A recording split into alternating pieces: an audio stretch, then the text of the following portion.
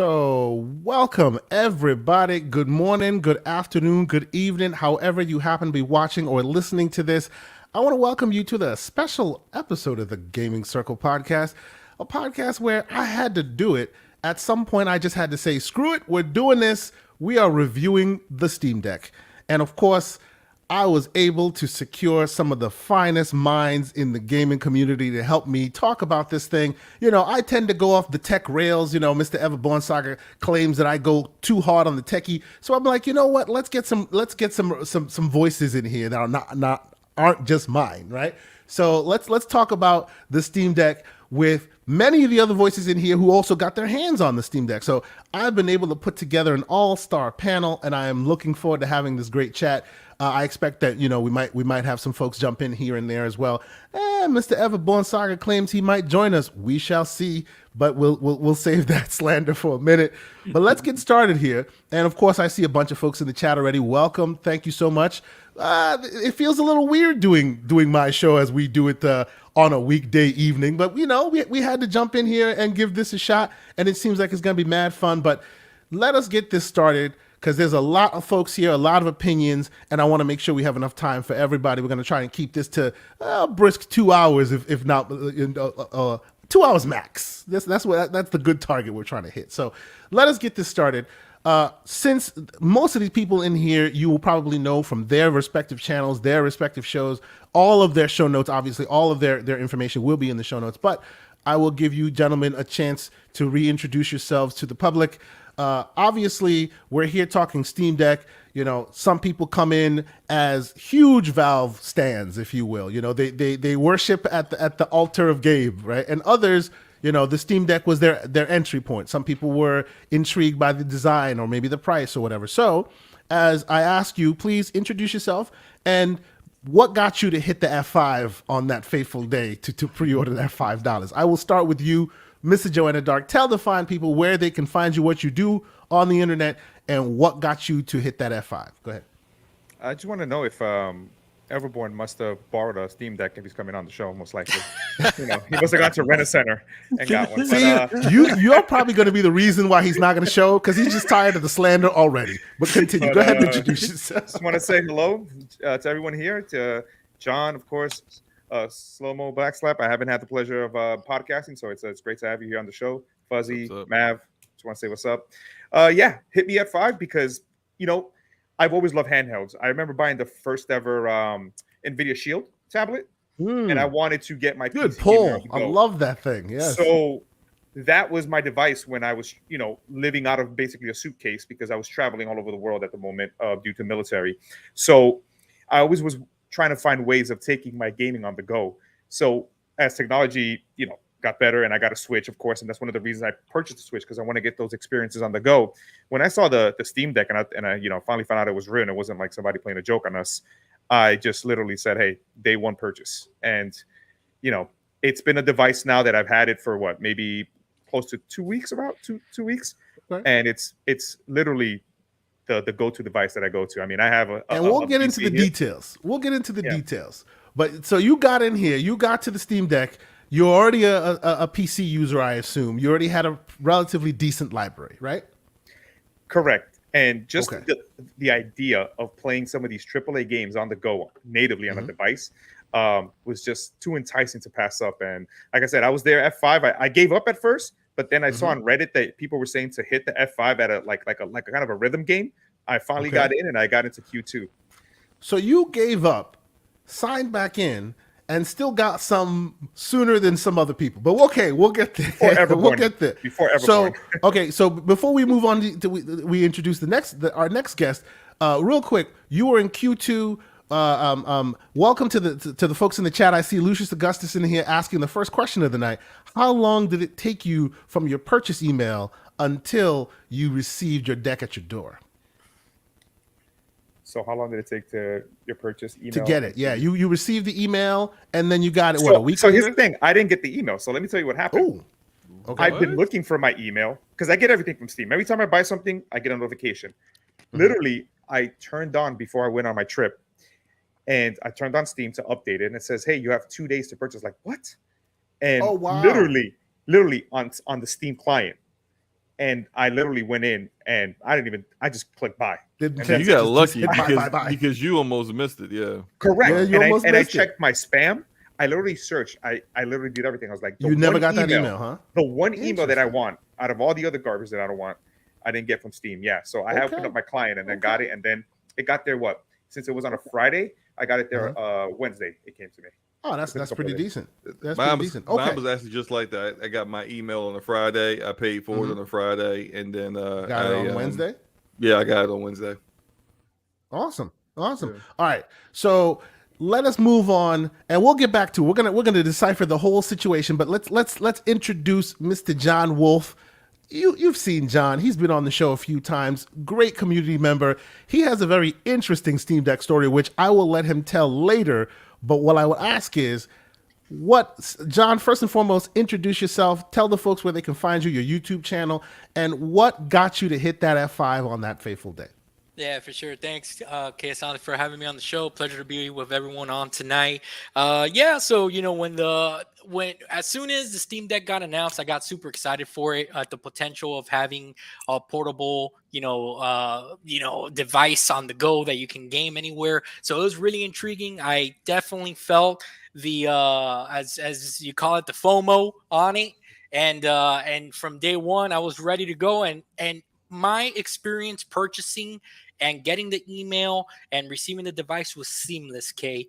Super seamless, guys. I know I got into it. I kind of skipped over my YouTube channel and where I'm found, but just hit me up, guys, on Keasante's going to link everything below. Oh, yeah, for sure. Check out my channel, guys, where I'm usually live streaming some type of gameplay or something like that. And then as well as I'm a panel member on Breakfast with Boom on Fridays. But I totally skipped over that because I was thinking about the response.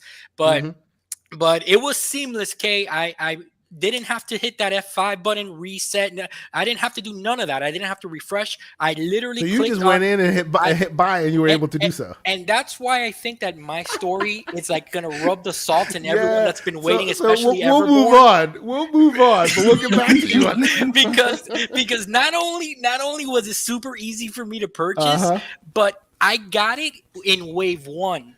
Okay, yeah, he got his like insanely fast. I'll be honest, John Wolfe had me jealous for at least 2 weeks, like for real. But okay, John, we'll get back to you. Let us introduce this man. Of course, you do not need an introduction. From the fun speculation empire, ladies and gentlemen, and we appreciate him joining us this evening. Nav, how goes it, good sir? And as I asked the others, what got you to hit that F5? Man, it's going good, dude. Had a nice little fun day, a couple days with my daughter for her birthday. Right? That's awesome, dude. Yeah. So that was yesterday and kind of bled into today with a sleepover and stuff. But yeah. Well, see, I'm not a handheld guy. I mean, I've been pretty public about that. I don't usually like handhelds, right? So I've always been looking for the first one that is going to be like my handheld, right? Maybe it's because I have bad memories of the Game Gear from back in the day or whatever. I mean, there was like, I played on so many handhelds. I could just a Sega product. Could never get into one. It's either like Sega or Nintendo. I even probably the one I played on the most that I enjoyed was the Vita OLED, right? But even then I still kind of stopped, right? The screen's still kind of smaller and everything, but this thing was like, okay, when they started talking about all the different kind of things you can do with this and it be more than just a handheld, it's like, okay, that's going to be something that I'm going to try it and see. Right. And if, you know what, I knew it was going to be high in demand. If I don't like it, I'm sure I could sell it or whatever. I did. Yeah, I know you did. I was about to say, you could John Wolfe it, but we'll keep it moving. But as far as like, I thought it could be the one. And, as far as pre-ordering it, man, I didn't have the luck that John did. It took me about an hour of refreshes, and it ended up putting me in wave 2. So I had a little bit of wait. I got it a few weeks back, right in the middle of all the E3 craze, right in the middle of that. So with that and then everything going on here since then, I haven't had as much time to play it as I want, but I have put enough time into it where I got a really good feel onto it, and I have really good impressions of it so far. So I'm looking forward to diving in and giving everybody, but it's also a non-PC gamer. I've also been public about that. I'm not a very big PC guy. This is awesome to have you here for that perspective. Yes. Yeah, I'm not a big true. PC guy. I dabble in PC gaming. Yeah, I know. Hon. But every time I try and launch a damn game, Slo-mo, I get an error. I don't know what it is. So hey, we can work it out. You know, hit me up next time it happens. We'll get Do you. you own Box and Burgers PC? Box and Burgers the same way. Just move next door, Slo-mo, so I can get your ass over here every time I got a problem. Anytime we need tech support, you know. Okay? Look, I know what Mav is talking about because again, I bought my PC earlier. I bought my PC earlier this year, and I will tell you that to be a PC gamer, in my opinion, you need to be a very patient gamer. Okay, because that mindset that we've been trained all these years being on consoles of just turning it on and this thing works, it's not like that for the most part. We'll get into it. Don't worry, John. We're getting there. Patience is not my forte, for sure. You might actually be surprised to hear some of the latest and greatest here, because I honestly think you may have bowed out a little early, but we'll get there. Yeah. Mr. Slo-mo Backslap, I'm not even going to give you an intro because everybody knows who the heck you are, man. Why did you hit F5? Mr. PC Gamer, Mr. PCMR man, why did you hit F5? Go ahead, man. First, let me say, I really enjoy your intro. I think you have a really cool intro. I like your intro for this Thank you. Appreciate that, good sir. Definitely gets shout out to the the Wandering Dutch for helping me get that done. That's real cool. Thank you. No problem. Now, unlike you guys, I didn't hit F5 at all. I look, I was actually on the but it was the first announced. I was like, oh, okay, yeah, I think I'm gonna get this. Then I started thinking about like, man, when am I going to use it? Because I work from home and I don't like travel that often. Like, when would I use this? So I was just like, I don't know if I really want this or not. Because especially considering, like I said, I'm either going to get like the top of the line one, the top tier one, or the middle tier one. And it wasn't literally until it was like the news was out, it's available now, you can pre-order it. I just sat there for like 4 to 5 minutes, just thinking. And I said, you know what? I could put $5 down now, reserve one, and then later on I'll think about whether I really want to keep it or not. Or maybe I'll sell it on eBay. Who knows, right? And so, like, I just literally just went on Steam, put in the middle tier one, and that was it. They said Q2 2022. And that was that. There was no sweat on the brow. You just went, hit buy, and you just kept it moving. They just kept it moving. I was just like, all right, got mine. All right. Like, I saw other people like that were like, what's going on? I can't get in. I was like, really? I hate you all equally. Let's move on. Fuzzy Belvedere. I was like, what's the big fuss? Like, I was like, man, that was. I don't even tweet. I was like, that was a pretty. Easy I was process. sweating that. It was like 2 man. It was like 2 minutes for me. Yo, I was tight when I couldn't get it. My boy was like, hey, I got it. I was like, tight. Yes, indeed. Fuzzy Belvedere, great community member, wonderful voice, always awesome takes. Tell the fine people where they can find you here, and why is it that you hit that F5 button? Ooh, well, for me, I've been a PC guy way back when Dell was first getting its start, and then I bowed out of it around PS3 times and hadn't looked back really. And I built a PC earlier, or like around this time last year and stuff, and it was mainly because I built one for my kids and stuff. But for the most part, this appealed to me because I was tired of like doing the remote play on my phone, or doing like the Game Pass stuff with the Kishi on my phone. I'm getting up there in age, and my eyes aren't as great as they once were, and my fingers are they're basically all thumbs now. It feels like, to some extent. So using my phone just wasn't cutting it. And as soon as I saw this thing, I was like, oh, yep, I'm getting it. Because originally I was going to go with like getting 2 of the cheaper ones for like the boys. And then I know me, I'll just wind up taking it from them. So they'll have to share the one. And I was like, nah, I just built them gaming PCs, and they're good with that. And they're not really talking about taking their, gaming with them type of thing. They either play gaming on their PC or on their Xbox, and that's about it. If they're out and about, they're more so focused on that type of stuff. So I was like, all right, I'll get this for me. Pre-order day comes. I was one of the lucky ones too. Just like when I ordered my Xbox Series X and the 2S's for the boys. Luck on this panel, aren't you? No wait whatsoever. I didn't even add Damn. anything additional to cart. It was just because I had made like a purchase. Y'all from are just Steam upsetting me within- right now. The PS5 Slim was the same. I just hit pre-order on Amazon day one, ready to go. Yeah. PlayStation Yeah, was John, like I that actually for me. was I had very to- I lucky had with the PS5. I think I got 5 of them, but that's I another went on the story. military Continue, site. Fuzzy. I went on the military had to site for the camp PS5 and just bought it because you can't get in if you're not a military. So If you're not a that's- military, I saw them sites. I'm like, you lucky y'all fought for us, mother. Anyway, Yeah, no, but Sorry, Fuzzy. no, with Go with ahead, me Fuzzy. ordering the Steam Deck and everything, what it went through. I was actually Q1 because I had it by 1 o'clock. I had already had the confirmation email. Although I didn't realize it, it got caught in spam or something like that. And I put made sure my billing stuff was updated the day before because that's always got to do. Make sure your billing stuff is updated and email stuff is updated before Pro tip. make those major purchases and stuff. And There you go. and got the email, and then they bumped me to Q2. And I sent a not so nice email like, hey, what's this about? And they're like, we're sorry. It looks like we had more orders than whatever. I'm like, all right, fine. Q2 order emails start going out. I see people opening up their boxes, putting pics on Twitter and stuff. And I'm like, hey guys, where's my email? It's like, you bump me to Q2. You would think I would be in this first rung of emails. It's like, and I think that's when they were saying, oh, we're finishing up Q2 emails, or at least the first wave of them. So I kind of written it off at this point. I'm like, they're just playing games with me from this point because I didn't So put you anything basically else in turned the into cart. Everborn Saga. I see. Yes. Well, what ended up happening? I'll try to wrap this up. Since real he's quick. not here, we're going to slander him at any moment, any chance we get, by the way. So there you go. He said he'd be here. He has the link and he chose not to be here. So slander on. Continue. Go ahead, Fuzzy. No, but I sent a not so nice email to him on I guess it was like the 15th of February or March or whatever it was. And like a day later is when they sent out the email. Now I had already written this off. They're going to blow me off to Q3. So that email sat. And like, it's for an account that, I don't use that often. It's not my go-to email account. So the minute I go to check that email account, I have like 16 seconds to do the order, and it's giving me a problem because I'm on my Mac this time.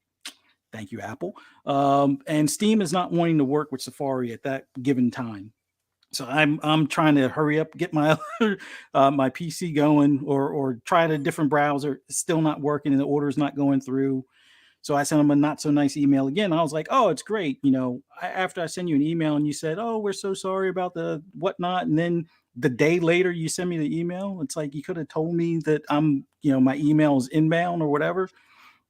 Sure enough, they wound up resending the email. So for Everborn, if you're listening, like I said before, contact customer service. Be nice to them, but like be stern with them, kind of thing, if they've messed you over or screwed you over in some sort of fashion. But they sent the second email out, and I had it, I think, 4 days later. So We have learned something. Fuzzy Belvedere is a letter writer. Good to know. Yeah.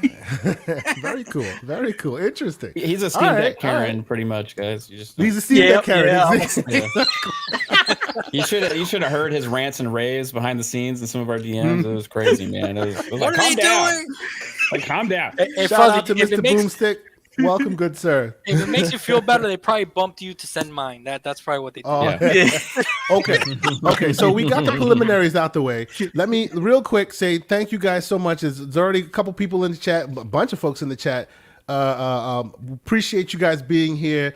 We're going to get into all the questions. People want to know about the battery life. I see Gabo. I see your questions. They want to know about the accessories and all of this stuff. We're going to get into all of that.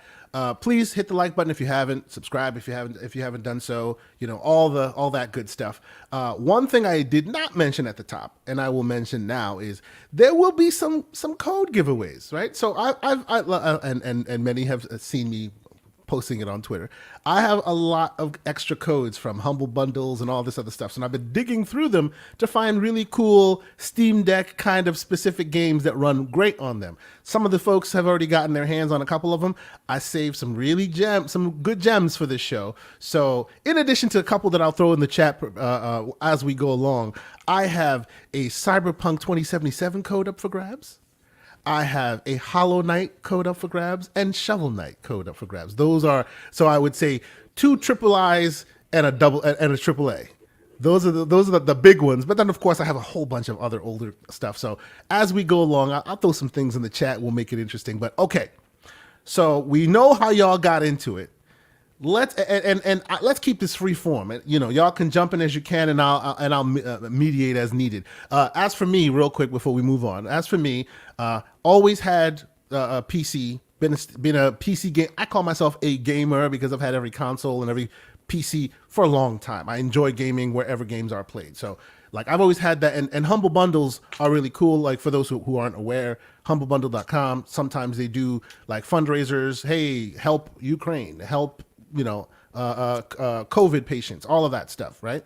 And in doing so, they throw a bunch of games together, and then you pay what you want, and you just get ridiculous amounts of codes. So over the years, I've been kind of looking through, and I have so many codes, and they're mainly for codes of games that I already have. So that's why I'm going to start throwing them around. So I came in here knowing exactly what this was going to be, and like I F5'd many times. Unlike y'all, lucky SOBs, man, I had me a time. The sweat was on the brow that morning.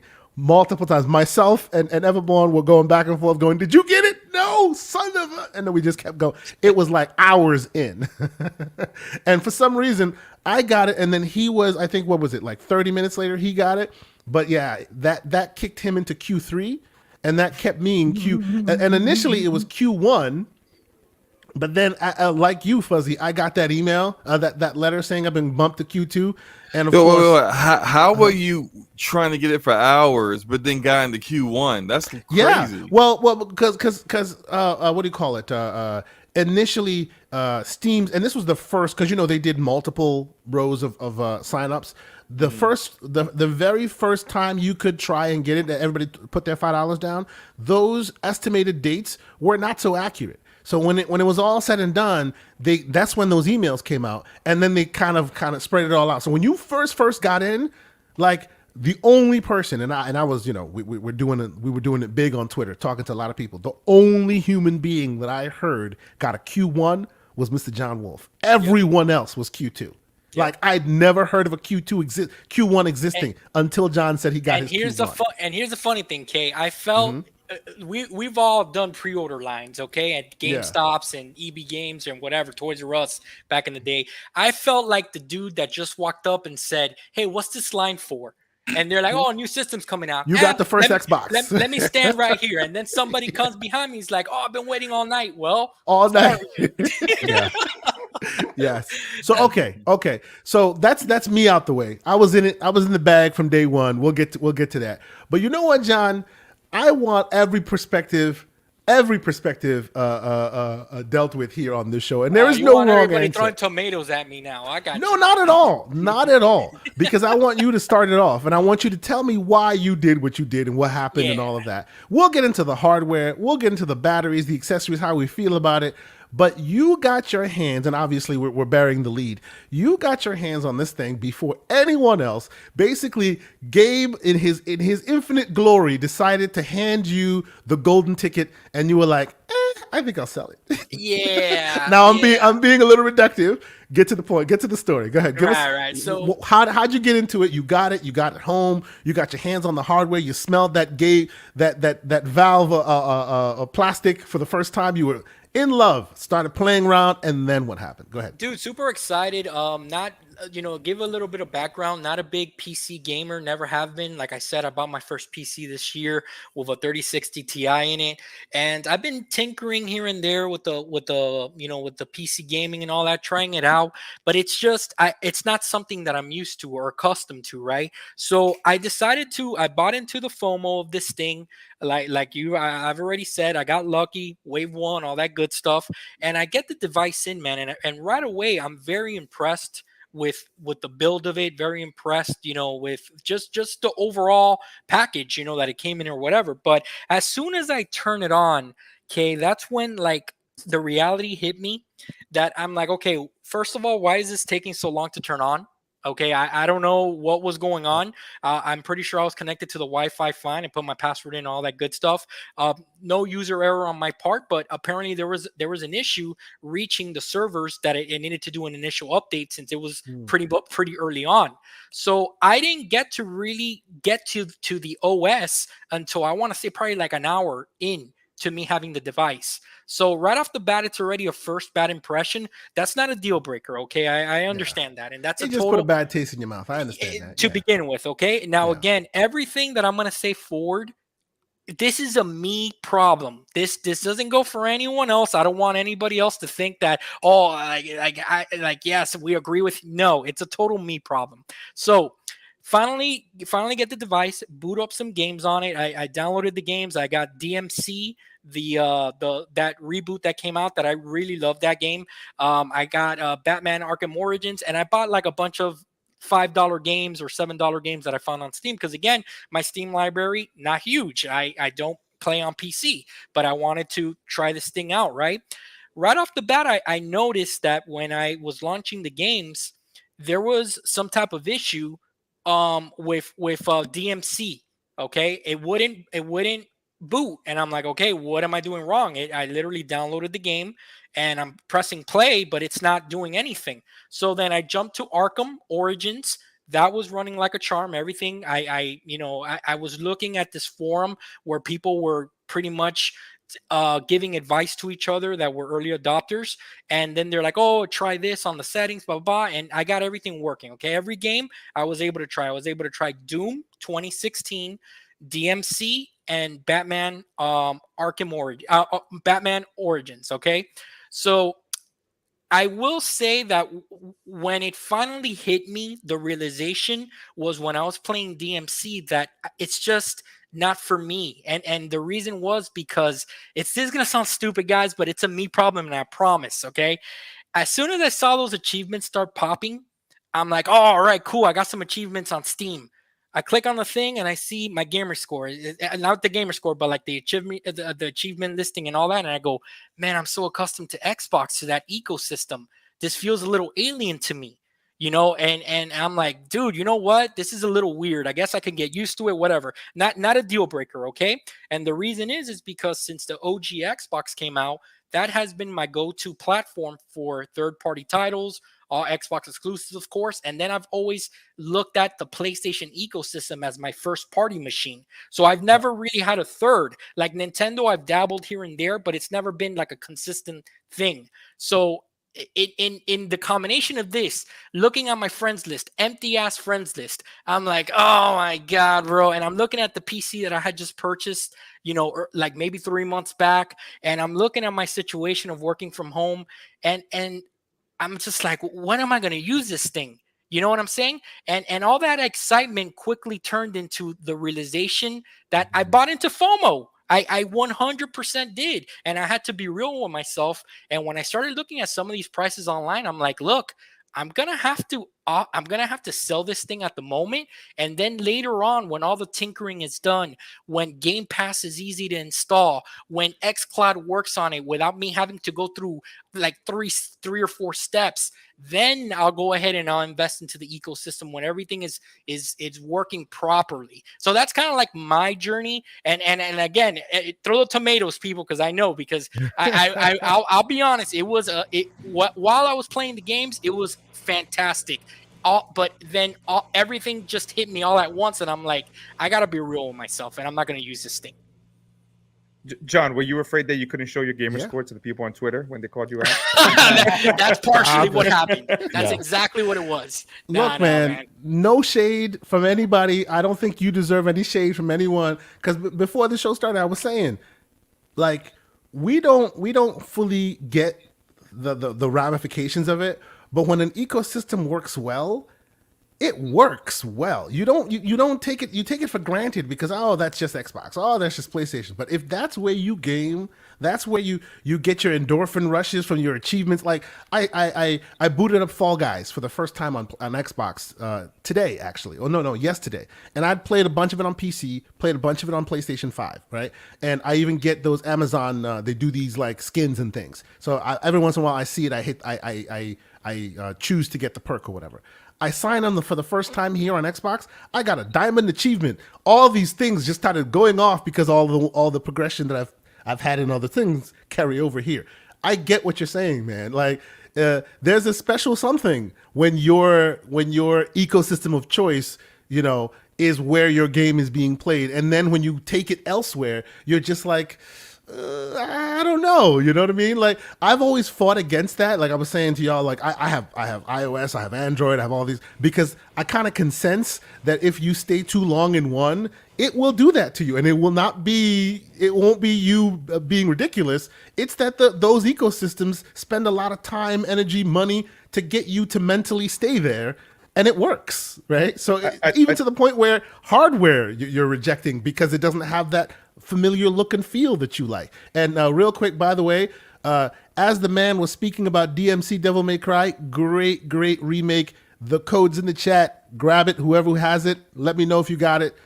Congratulations. Good luck with that. And it's all on Steam, PC codes. So I'm assuming that Steam Deck users are in here, so that will play great on deck. Enjoy that. But yes, Mr. Joanna Dark. Yeah, I think John made a good point that I was listening to his story was about the user experience. And for a person that's never played PC and also being an early adopter of something that's new in the sense of these PC handheld devices, he didn't get the same experience as some of us in Q2, where the software has matured. And when I turned on, I know what he's saying, turning on the Steam Deck and not connecting because, again, he was one of the early adopters and getting this. Yeah, wasn't there some kind of weird bug at the beginning that was stopping like Steam Decks from updating themselves or something like that? Maybe he caught wind of that. I never caught that. By the time I got in, supposedly it already worked itself out. So I understand. It was kind of when I used to convert people over to Windows Phone and they were so used to iOS and Android. The minute the Windows Phone did something that every other phone did, it was magnified because they left their ecosystem, kind of like John that's used to consoles, and they just magnified. Oh wait, well I'm not getting my text message. It's only been like a second. Give it a second. It was one of those things that it's like it's. Look, man, for someone that was expecting just to turn this thing on and to start playing, I don't know, man. It was kind of off-putting to me to sit there and to be getting errors. And again, total me problem. I should have been more patient. I get all that. Knowing it's a new device, knowing it's a PC architecture, all that stuff. But I don't know why it just put me off in the beginning. You know what I'm saying? But I think Valve should look at your case because if they want to convert the people like yourself, and we were talking about this before we went on air, then they need to improve that out-of-box experience for users like yourself that are kind of learning that you can tinker with PCs a little bit more than console, but make it to the point where they're not aggravating you. And if you just want to play the first hour before you decide yourself to start learning about PC tinkering, then you can go ahead and do that. Absolutely. 100%. Mav, I see you're itching to get in here. How is your experience with it? Now, you're also not a big PC guy, right? So you're more in line with John's camp, right? To my understanding, you still own your deck. How has your experience been so far? Yeah, I've never I've played a lot of PC games, and I have a history with PC games like Command and Conquer and Neverwinter Nights back in the day. I have games that I spent a lot of time with on PC, but a console has always just found it more simple and easier. And with games that may play better on PC, I still prefer to play on console just because I'm so accustomed to the ecosystem, right? Just like I was saying, it's hard to dive outside of that. So what I was hoping, right, the Steam Deck, because it's more of a curated system, you open it up, you get access to it's like a dashboard right away. The PC stuff's kind of back end hidden, right? That it's going to feel more like a curated experience. And for me, so far, it does. You know what I mean? It kind of crosses that barrier, but it still has the abilities to do things like a PC does, right? So that's where I find the beauty of it. There's definite critiques I have. I mean, I have a little list of critiques of things that I think they got to work on and issues that I have, right? Damon D, you're welcome. He got the code. Hey, congrats, good awesome, Damien. dude. Thank you. Great Congratulations. freaking We'll have game, more by in the there. way. I love DMC. Ninja Theory, by the way. Indeed, yes. Yep. So one complaint I have, I'm going to get my complaints out of the way first, right? The onboard, the keyboard, the on-screen keyboard sucks ass. Yes, it does. Yeah. Who does? I remember that. Yeah. It is absolutely horrible. And the fact that you have to hit 2 buttons at once to bring it up is the most stupid thing I've ever like. Question: how are you using the on-screen keyboard? Do you I bring it don't. up and then touch the screen? Well, hold on. Well, and by the way, I agree with you because I ended up buying this. I bought this to control my keyboard, and it works way better. But that's neither here nor there. What is that? That is basically. I got that. That is basically a keyboard. I have it too. Is it like Bluetooth, or do you hook it up? Bluetooth, Like, yeah. Either or Bluetooth, or you can actually. You guys are pushing everybody to my camp. You see, keep on going, keep on going. No. But you must understand, like it's a tinkerer's It's a device. matter of time. So you must come with it. Till their software gets better and they fix that. But it's you it's got, all you got your little, let me ask you that Bluetooth question. mouse in your other this pocket, for my and your device. little Bluetooth other thing in your other pocket, or like. What is it? So let me ask you real quick. When you 10 devices on it, we're like we're like Diego the Explorers. let me get my fanny pack for my Steam Deck. when you load up the keyboard, on the screen, I'm gonna get one. It'll look good. It'll look good. Let's go. When you load up the keyboard on your screen, do you use the touch screen on the screen to type it, or do you use the left and right touchpads? I think I've done both, and they both suck. Because I find that the left and right touchpads are way better than the on screen, but it's still not like perfection. It's weird. It's like it doesn't actually like respond to your input sometimes when the keyboard is up. You know what I mean? It's like you try and put in a password, you're like, oh my god, I know I'm going to get this wrong 20 times, even though I'm trying to do it, and it. So that part is absolutely horrible. The other thing I have an issue with is, like I said, the 2-button thing. This should be just a dedicated button for the keyboard, like all together. You know, like it's weird when you're in a game and you're like, oh, I got to hit 2 buttons to bring this keyboard up. Like it would be nice if it automatically. What games do you play that require keyboard input so much? Like, give me an example. Well, okay, so whenever you play a game for like the first time, sometimes, and it's one of these like service games, sometimes it'll ask you to do this stuff, or like, oh, you need to use a keyboard, or whatever. So a lot of times it's mainly on like initial like a boot up, initial setup, or something like that, and it's just like come up automatically would be another great thing. You know what I mean?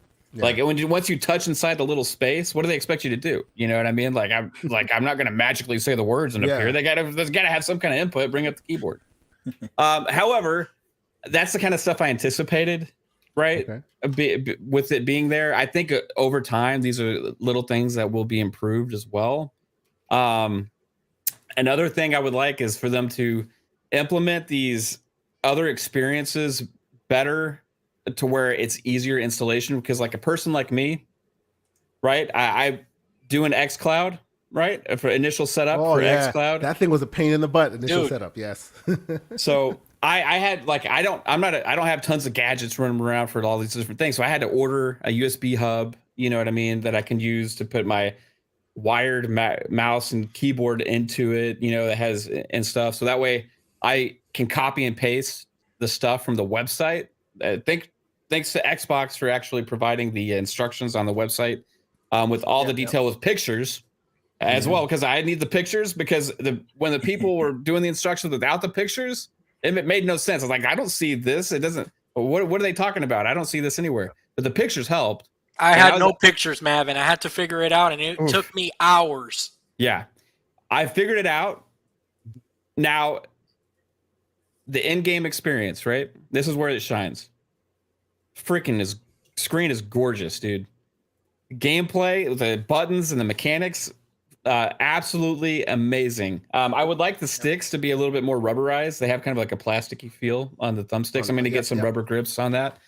Other than that, though, man, like the games, they just handle really well. They perform really well. They look insane. The first thing I played on it was actually Metal Gear Solid 5, because I booted it up and I was like, this is a one to test graphics, right? A good one to test graphics and stuff. And I tested that. I was like, whoa, holy crap. I've never seen a handheld do this before. If you lived in the Switch land, you thought handhelds were not capable of doing that. No, well, I know the Switch is just way outdated and a piece of crap, piece of hardware. So that I wasn't worried about that too much. I knew this was way more powerful than that. When I saw that running, I was like, oh my God, right?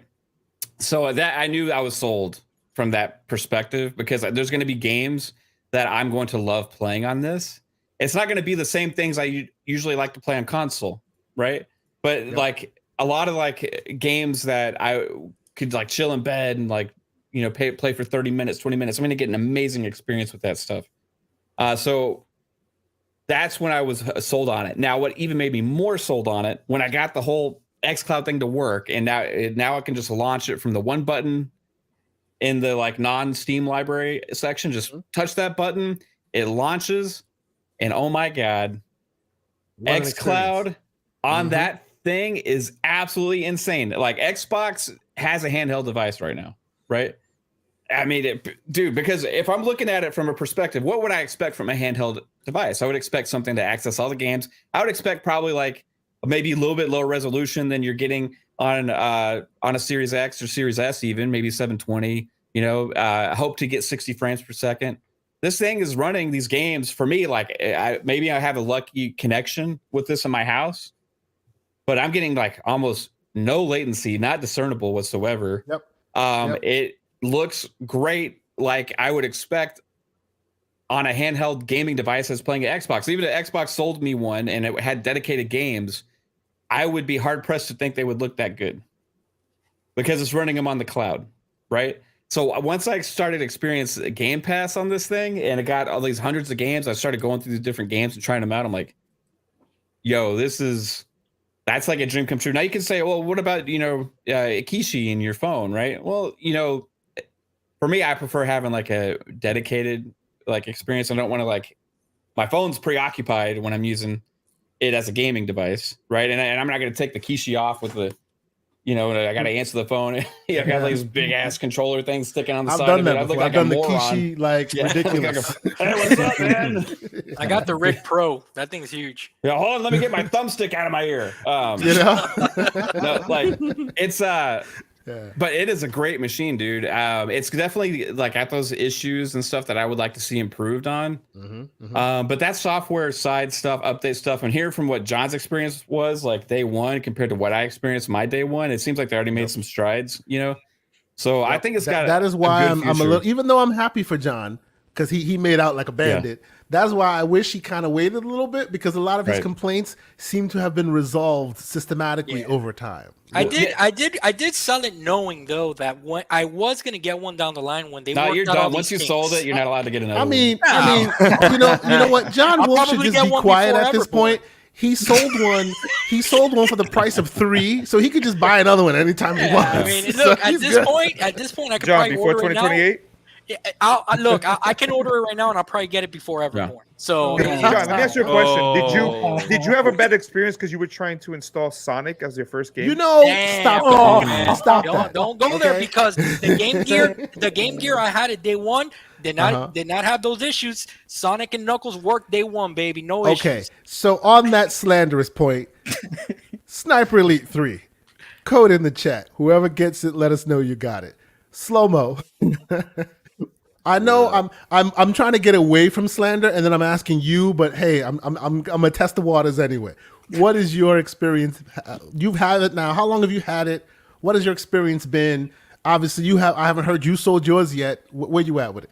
I've had about 2 months now. For me, when I finally decided I'm definitely going to keep it, it was more to do with the fact that I was going on vacation in June this past month, and I would be away from home for a full week. And we do this like vacation thing around our anniversary. We go out, with the family, go away for a week. We do it on an annual basis, and usually I bring something with me or attempt to, and then I'm always kind of disappointed. A few years back when I still had a Switch, I was disappointed and just like basically be only forced to just play games off the Nintendo platform, and at that disgusting, terrible trash performance that the Nintendo Switch has. It was not for me. You mean the abacus that is the Nintendo Switch? But yeah. Look, I tried to play Rogue Company on the Switch, and it burned my. I'll give you Rogue, no company. Yes, it was so. It was overheating. It was so hot. It literally my fingers were burning holding it. It was like a PowerPoint you were playing. Yeah, it like the Joy-Cons are awful. The best experience, a way to experience games on the Switch is to buy a Switch Pro controller and play games with that instead, which is an excellent controller, by the way.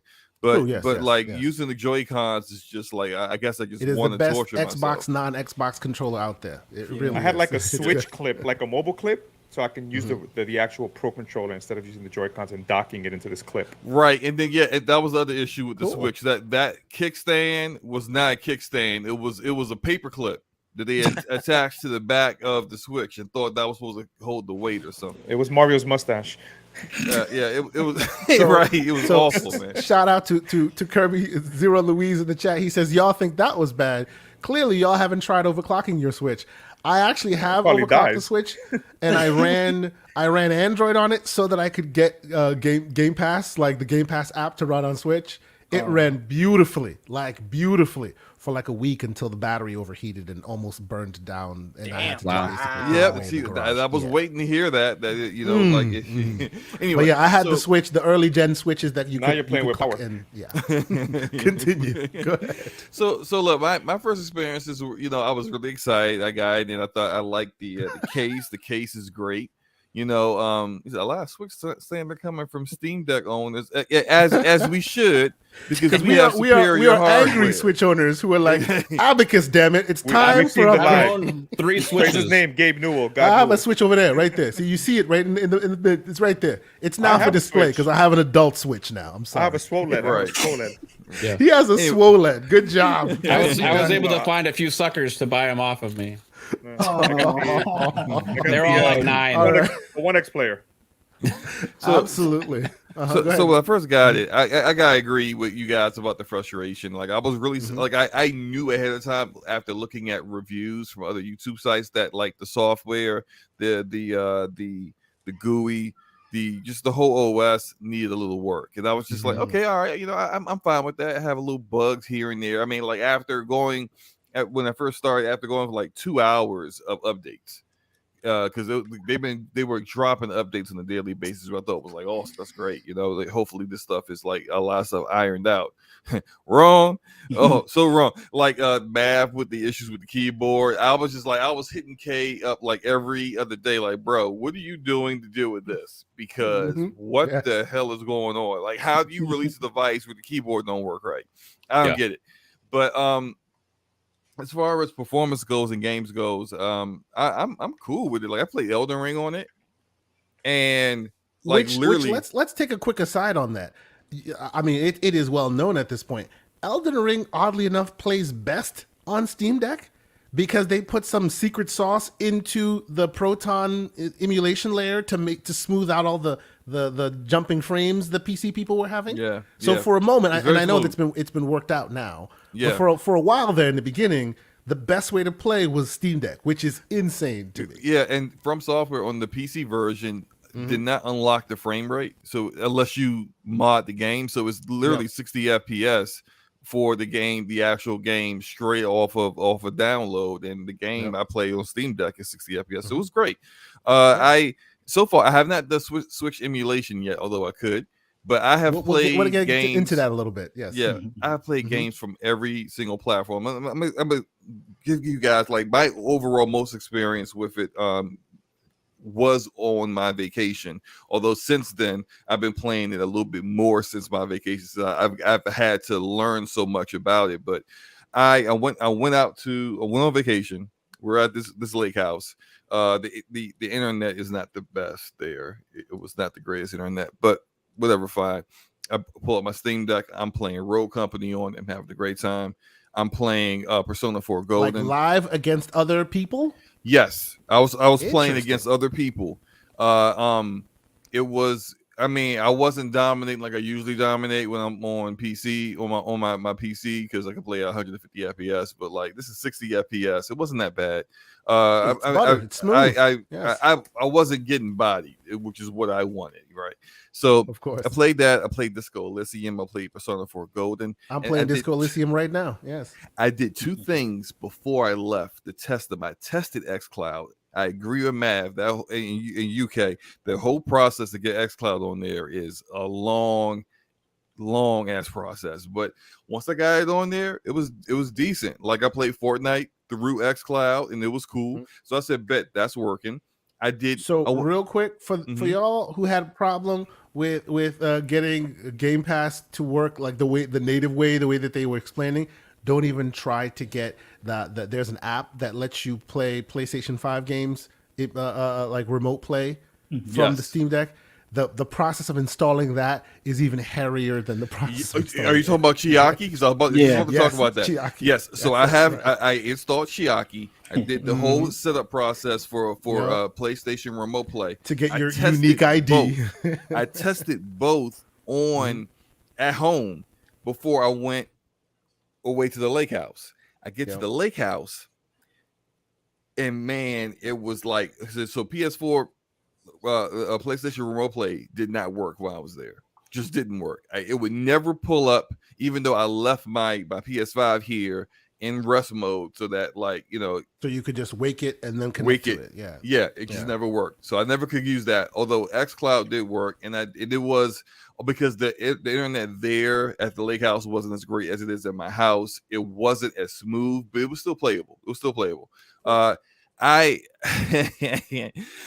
also I took one of the TVs that was at the lake house, went out and bought myself an HDMI to USB-C adapter. There you go. And then connected that to the TV. Now my kids is looking at me playing games like, what? Looking at this little. This is where I want to go. Good job, Slo. I appreciate the off ramp. We want to go into the off beaten path, right? Yeah.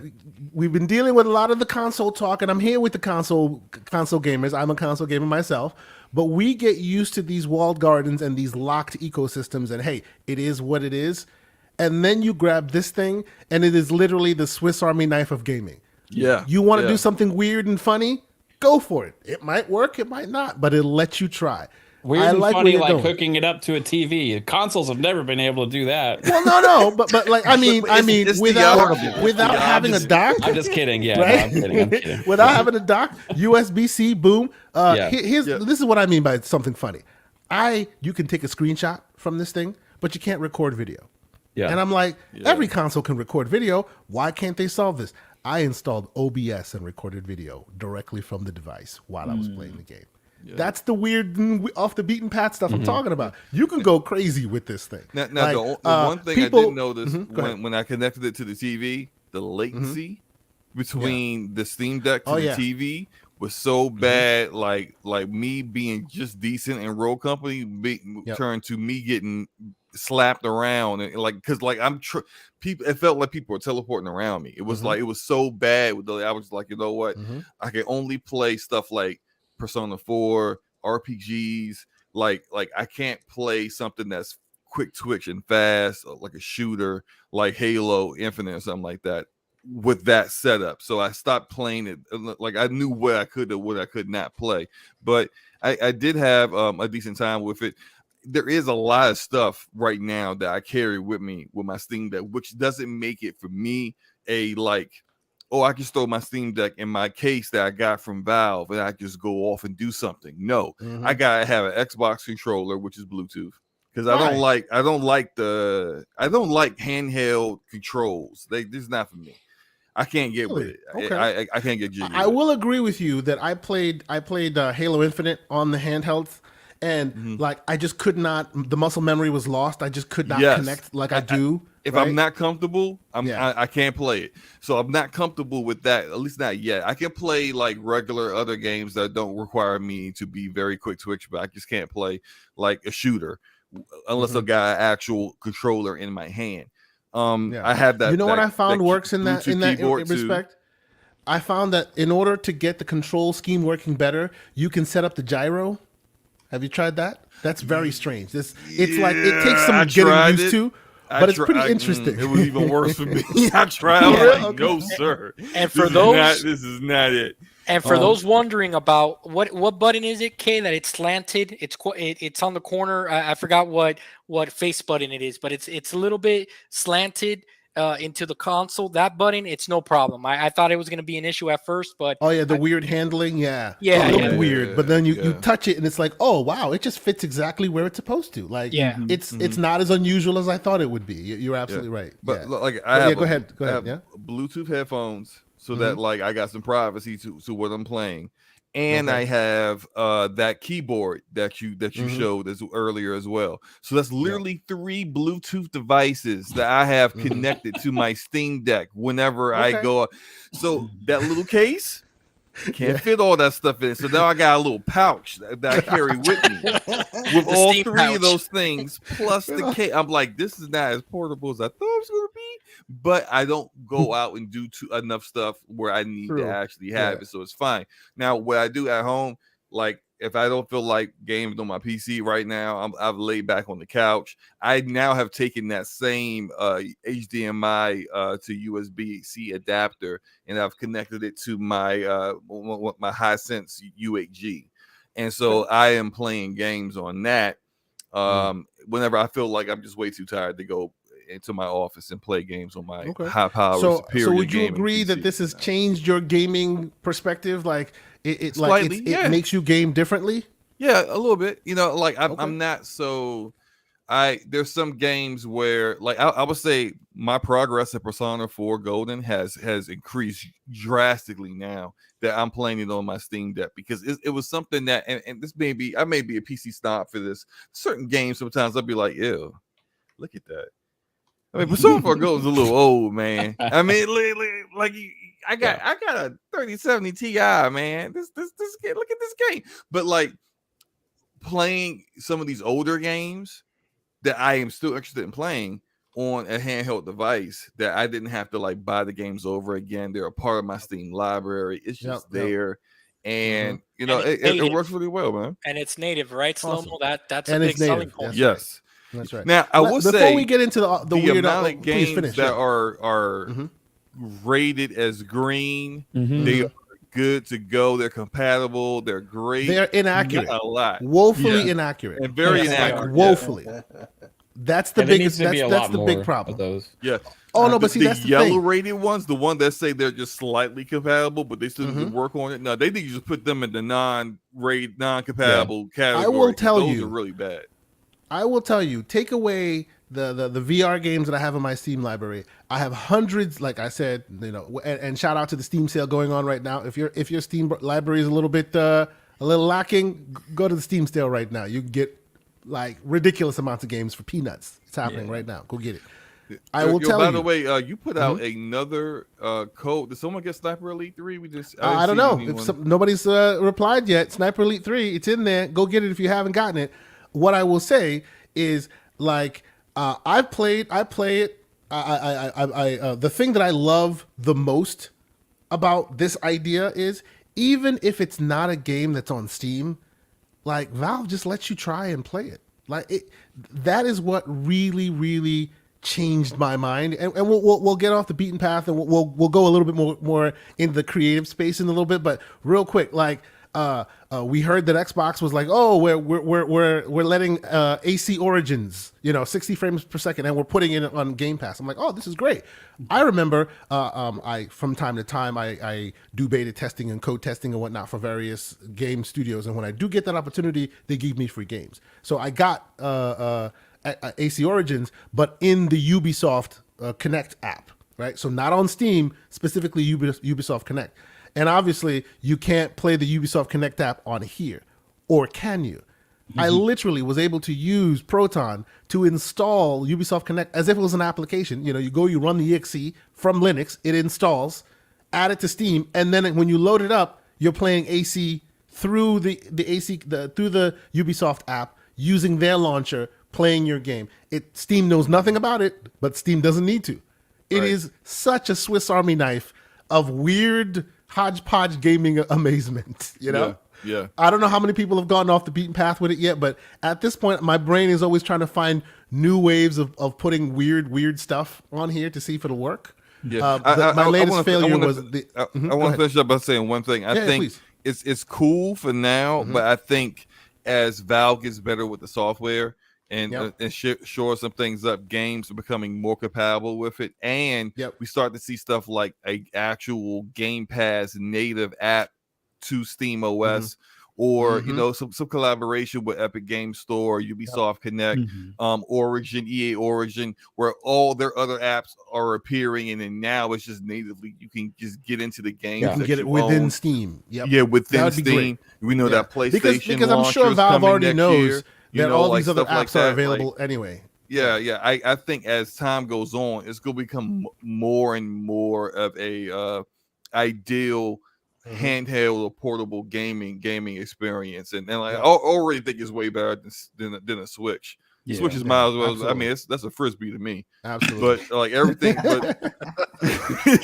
but it's like I think it's just going to continue to get better. Aren't you the one that said you threw your Switch in the waters of Lake Minnetonka? yeah, I did say that. I didn't really do that. Really, I definitely. Of course you didn't. But I do recognize that Purple Rain reference. Good job, sir.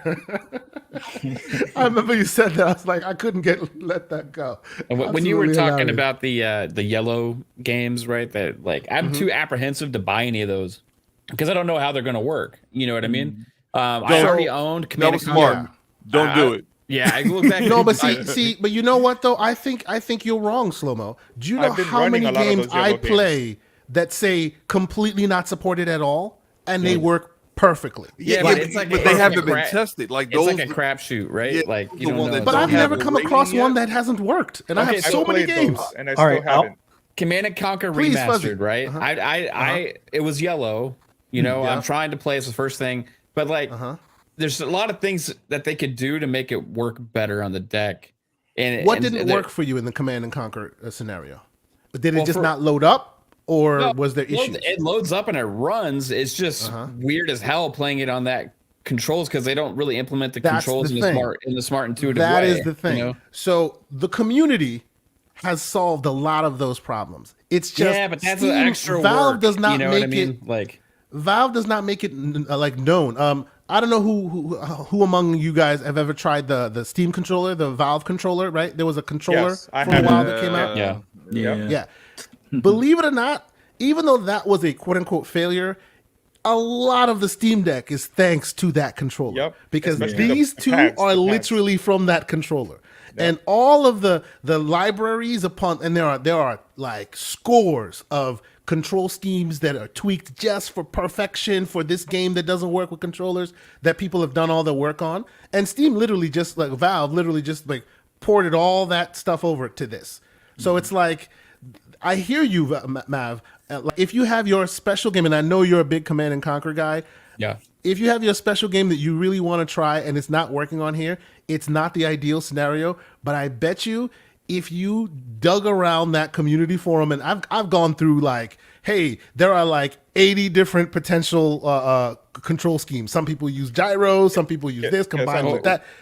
It's crazy. What I want them to do is it would take dev work, but I want some on-screen controls for Command & Conquer on there. So I have a 1X player on top of the Steam Deck. And one of the things that I wanted to play Dragon Age on PC.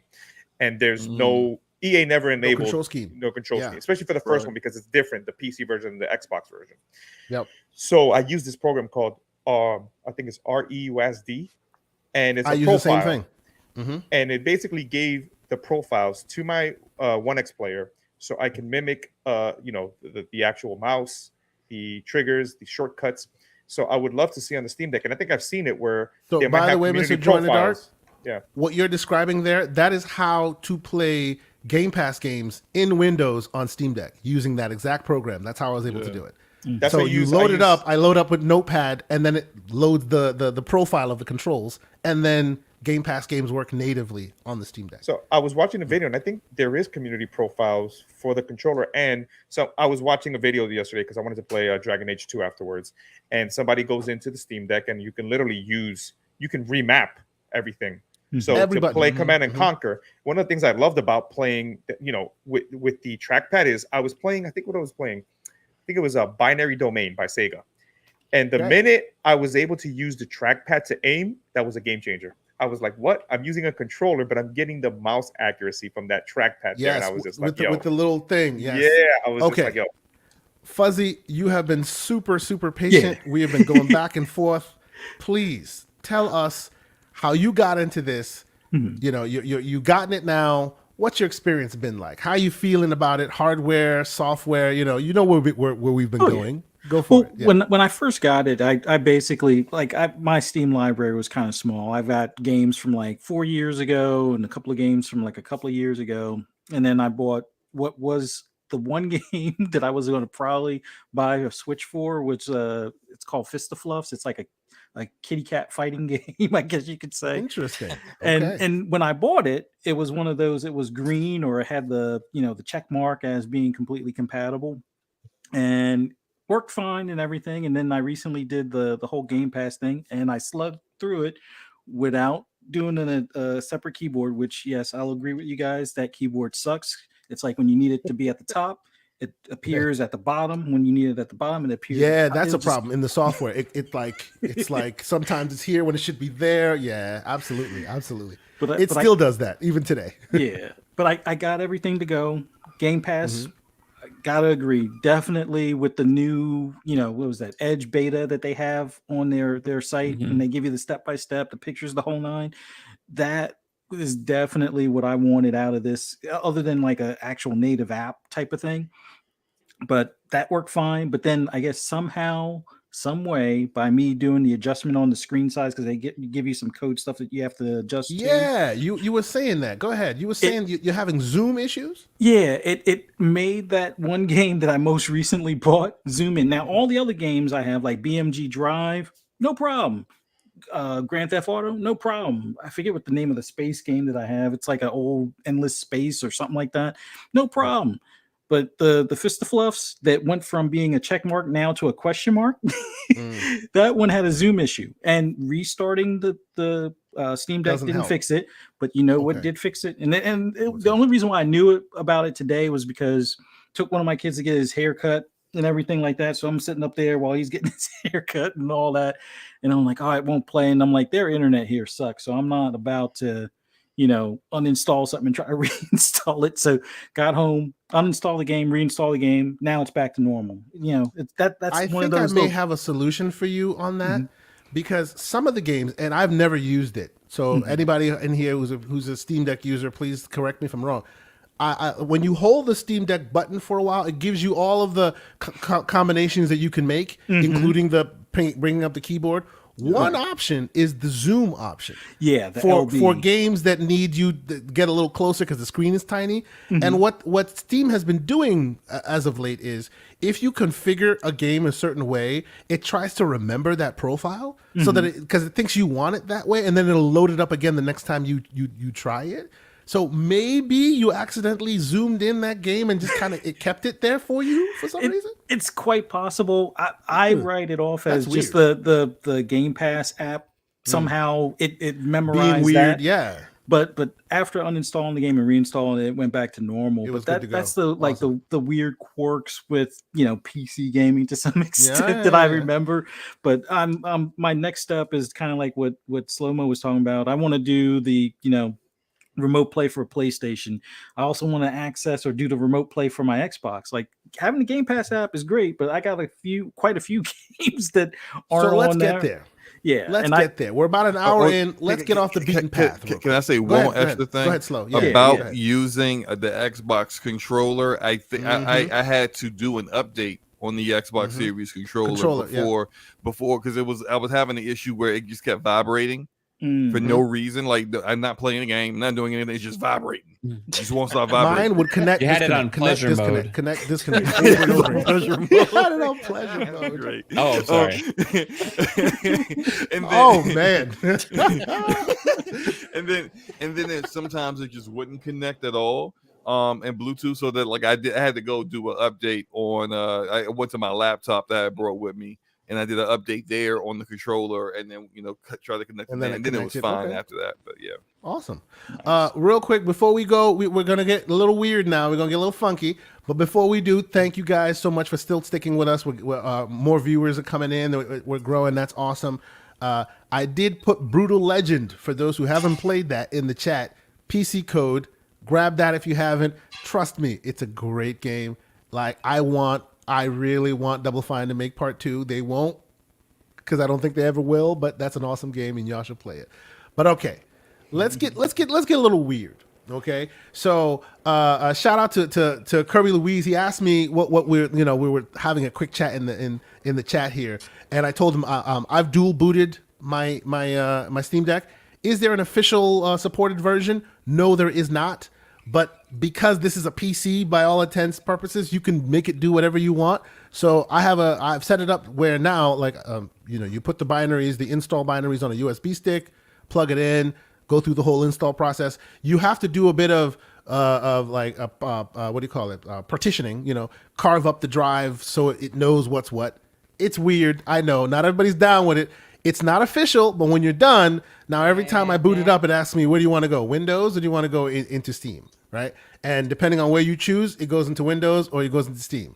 And Windows, the reason why I did that is because like we've been talking about, I want that native experience.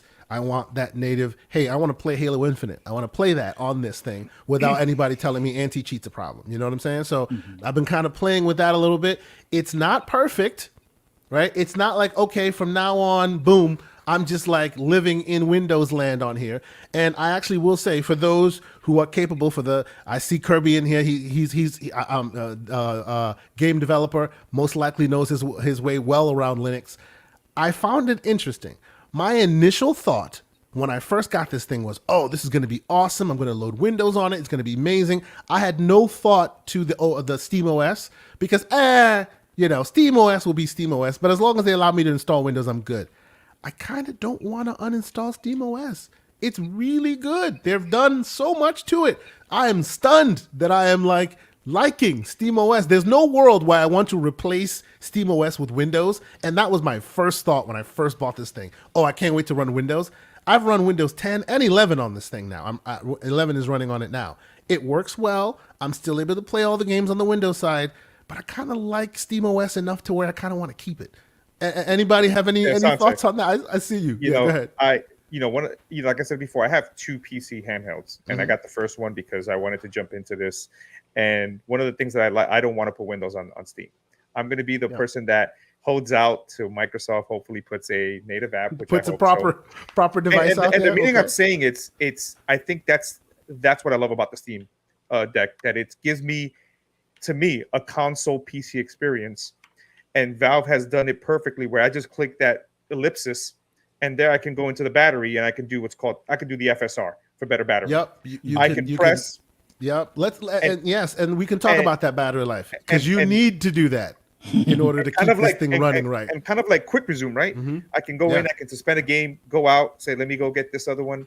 And it's just that smoothness that I'm just. You guys aren't wrong about that. The weak experience that I did have with it, I will say that they did an amazing job on the OS to make it feel as handheld ish as possible. They did a really good job on that. Yeah. See now, I like I said before, I have this monstrosity here. Yeah. That's I have an awesome device. It comes with a Surface keyboard. So I have a little keyboard there. And it literally does come with a Surface keyboard, yeah. But no, it's true. When the reason I got that one is because I wanted to play my Game Pass game natively. And the minute I booted up Halo Infinite, I'm playing Halo Infinite natively from Game Pass. Right now I have Sniper Elite and it runs amazing.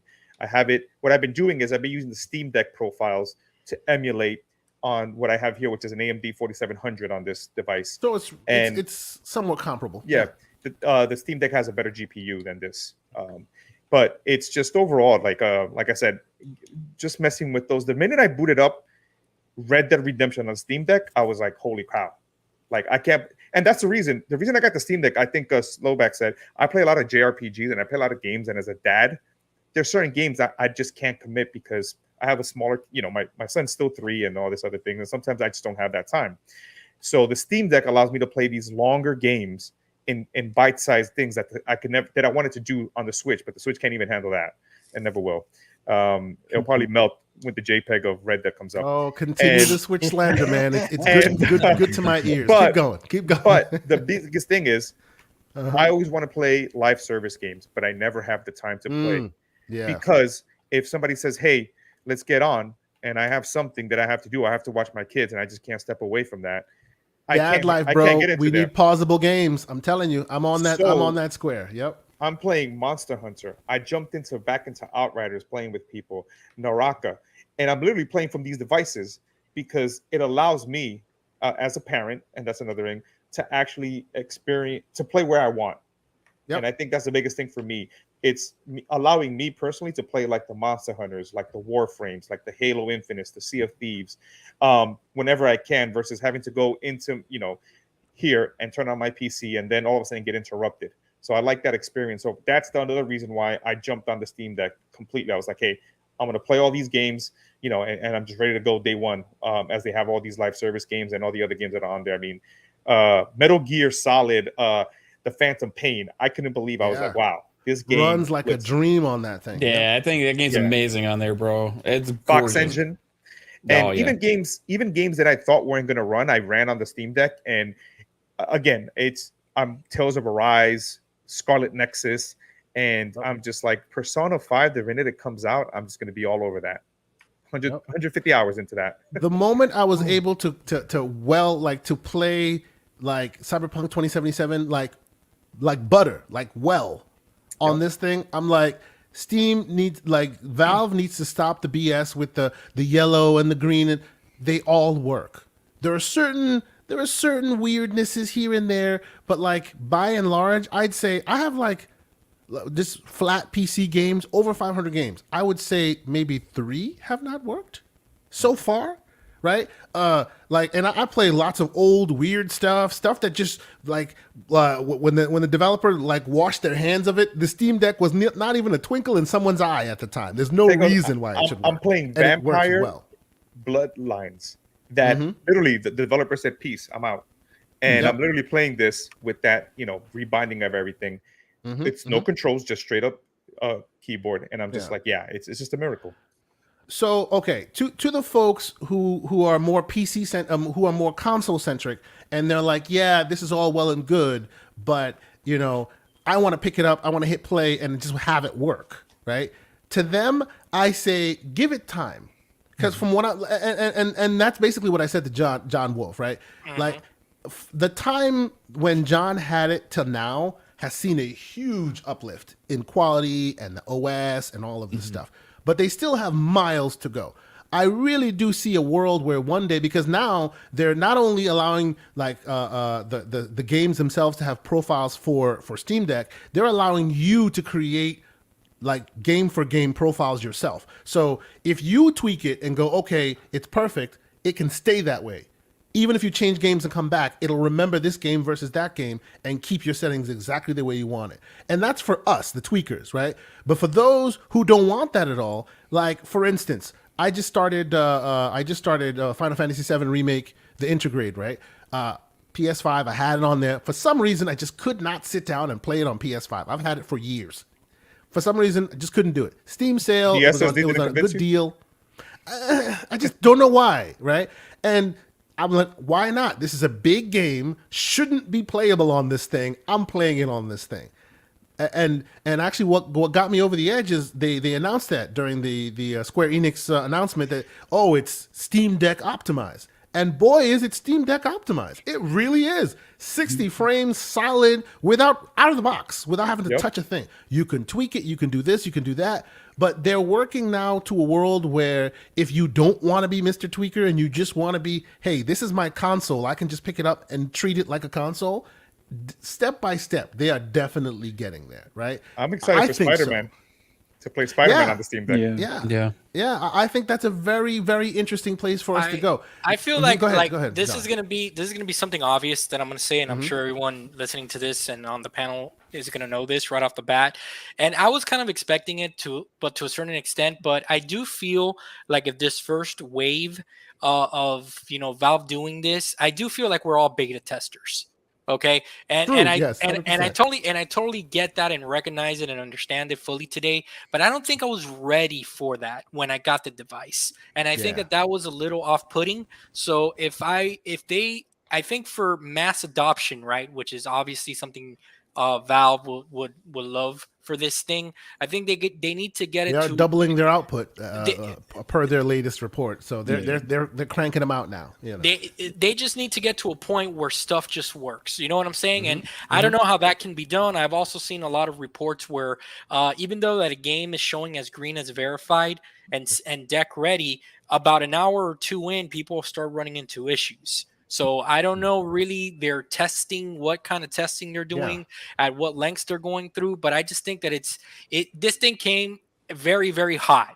That's what I think. You know, that was my my first initial thought on it. And you know what, John? I agree with you, but I commend the work that Valve is doing because they're kind of doing it backwards, right? Like if you look at all the, you know, and we're platform players, we're PlayStation players, we're Xbox players. If you look at what they're doing, they are basically creating an ecosystem and getting you, the developer, to conform to their standard to be able to fit in their ecosystem, right? Yeah. On the flip side, Valve is like, well, the PC ecosystem exists. So let's build this Swiss Army knife of a device and let it contort itself to fit the parameters of whatever it's deciding to play. That's today. A good point. And, that's a good point. You know, and by and large, many of them work, but some of them don't. But the fact that like, and I'm telling you, like, I have a huge library because I'm just the Steam sale, I was like, oh, Tomb Raider for $20, I can get every single Tomb Raider ever made, not the remakes, all of them. Like 99 ones, the ones where the boobies were like pixelated, all of them. I can get them all in one huge bundle for $20. Steam sale right now. Everybody loves snow cones. You know. Stop. Yeah. Is that where that GameSpot article came about? Did you see that GameSpot article with Final Fantasy? Yeah. You know, one thing I saw, and I think John Wolfe said that I liked. I was playing Trails of Cold Steel, and I noticed that in the settings, you know how you have high, low, medium, they actually have one that says AGPUs, and it has the Steam Deck, the Aya Neo. I want the adoption to continue so that then we start developers start building a Steam Deck setting. So when you go into the Steam Deck, you literally just click Steam Deck and it just does it for you. And I think it just does the experience. So like John was saying, right? I'm coming to the PC. I don't know how to tinker with this. I don't know what, freaking. It shouldn't need that stuff. It should just be auto loading the profile that's meant for Steam Deck, and boom, you're off to the races, and you're just console experience. There's games I've noticed, and that's because I have two different devices, that they have an actual sort of Steam Deck mode, and I would love to see more of that in games. Yeah, I agree with you because I'm not a tinkerer, right? Yeah. Like when I see okay, you have to do these steps. When I hear the word, you got to do these steps. I'm like, no.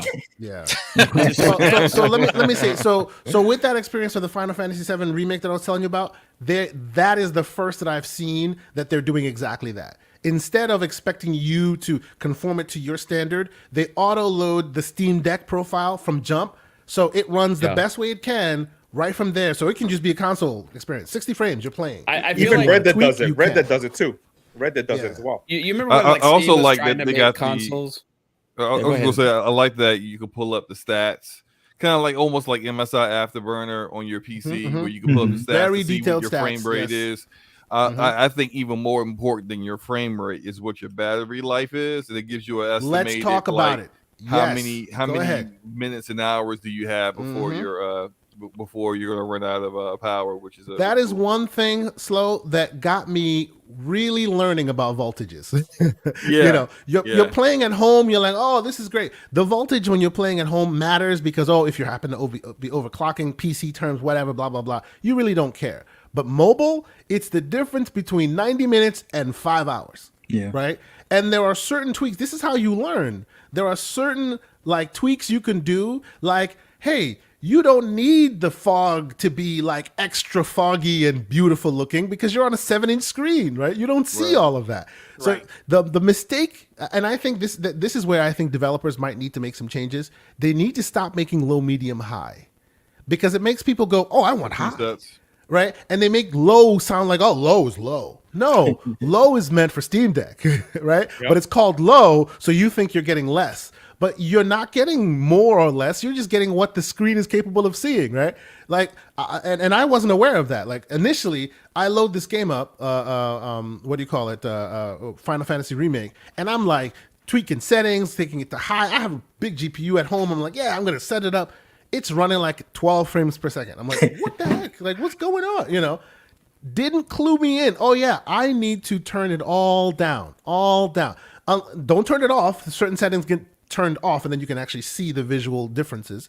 But by and large, you turn things down, and you have way more than 60 frames to work with because they've optimized it for that purpose. You know what I'm saying? And Kay, one thing that I did learn from my short time with it too is that 30 frames, at least to me, was very tolerable on the size of that screen. I found myself knocking all the games down to 30 that I was trying out because I wanted to see what the difference was. I was kind of messing around with the frame limiter and all that, and I do remember. Good point. Yes, I do remember telling myself, you know what, on this small screen, it is kind of harder for me to pinpoint. Okay, now I'm running this. You don't at need 60. those clouds to be amazing. You just don't. You don't, because you barely see them, right? Like, absolutely. I like to play it at 15 FPS like the Switch. Well, okay. That's Slo-mo, actually. So to your point about the 30 frames, that is one thing that this thing has done that has showed me that like monitor manufacturers are not doing enough, right? Yep. I get 60 frames per second, you can make it work. 100 frames per second, you can make it work. Valve has introduced a feature here where you can dynamically scale, like it's basically like VRS, right? You can I forget which one it was. You can basically scale the frames on the actual resolution of the monitor itself, right? So instead of there's rate shading available there as well, and that works actually pretty good in pixel games. You see it pixelates them a little bit more, and it saves battery life, right? It's weird. Some of the interesting things that they've been able to done. Yeah, exactly. What Kirby Louise in the chat just said. Thank you, sir. You can basically manually set the refresh rate, right? So instead of, this thing comes at 60 hertz, or it's at 100 hertz, or it's at 144, right? You can tweak it all the way down to 40 hertz. And if you're playing something that runs only barely at 30, that runs barely at like 45 to 50, and you tweak it down to right where it's at the sweet spot, it's like it's running at 60. Mm-hmm. Like when the screen res and the game are running at the same resolution, the same frame rate, it makes all the world of difference. I didn't think it was going to make all that world of a difference. I'm like, come on, 40 frames per second. Why does that matter? It really does when the screen is also at 40 frames per second. And it makes me go, why hasn't every single manufacturer been like, hey, let me give you guys the option from 40 to do a bit of tweaking in case your game doesn't run right. I get that in the proper PC space, chances are you have a game that can run at higher frame rates than even what your monitor can produce. But this is a very interesting feature. Yeah. I just don't want to mess with any of this stuff. Right, like I hear you're like me, Mav. No, Mav. It's literally awesome. Right there. It's like really easy. Like the other, like here's that little dots button. A Digital Foundry video about Crysis, and I was testing Crysis, and he literally made the same thing we were just talking about, where people think, and there was no difference in the image quality at 40 frames, right? 40 hertz. I get it. There. I want them to tell me it's running the best all that way out. possible. You know what they should even think about it. You know what I mean? You know what would be great, and obviously it sounds funny, and looking at this, some people might get insulted by it, but I wouldn't, right? If I were to turn this thing on, and it would kind of ask me questions as to what type of player I am. Do I have experience with PC? Am I coming from consoles and expert stuff like versus that? Beginner kind of thing. It sort of like that. Yeah. Stop it. Exactly. So it's one of those things, right? That it would be nice if it tells you, do you want to be a console heathen? And then everything is preset. Every game you run is preset. Heathen, it's the truth. Do you want to be a console troglodyte? but I think that it would kind of solve that issue that me and Mav we would like to kind of. I hear all this terminology, and honestly, like I know what some of it means, but I don't know what half of it means. You know what I mean? Like when you guys are speaking, so it's like I would even have to Google to find that out. You know what I mean? No, like I hear you. Like what is this word? Like binary 100%. Partitions and shit. Like I don't freaking know, man. But you'll never need to do that. You would never need to do that. So until Valve officially releases the dual booting option, you can just plug it in and it just does it. Right? And this kind of goes back to what I was saying a little bit earlier about like it's good now, but it's going to be even better in the future because like as they continue to advance and get feedback of what people want, what can make things simpler for people like Mav who may not be, super proficient on the technical side of things. Okay, this particular Steam Deck user says they don't want to see this, and they want a simpler option to be able to just go in and toggle more performance. The way you see it on console where it says quality mode or performance There mode, you go. you guys don't get Well, the well, only remember- other options. and bells and Remember, whistles Steam that we has get. Valve has already actually done the legwork here, right? Remember, we were just talking about it. There are community driven control scheme setups for almost every game. Some of the weirdest combinations that work that you wouldn't think would work on a controller, they've already worked that out. I can see a world where they take that exact concept and they just apply it to the Steam Deck itself. People like me will go in, tweak, and then upload it to the community. And then people like you, Mav, can like you guys are saying, maybe there's a world where Steam, you boot up your Steam Deck and it goes, hey, do you just want a console-like experience? You say yes. And then based on how many of those profiles have been voted on, they'll just get the highest profile voted on and make that your default profile. Right. Every So, game. They'll just find it, load it up, and you're good. Here's my thing, right? Like, you remember Steam was trying to make a console before, and they released all these different the Steam OSs, boxes The or whatever.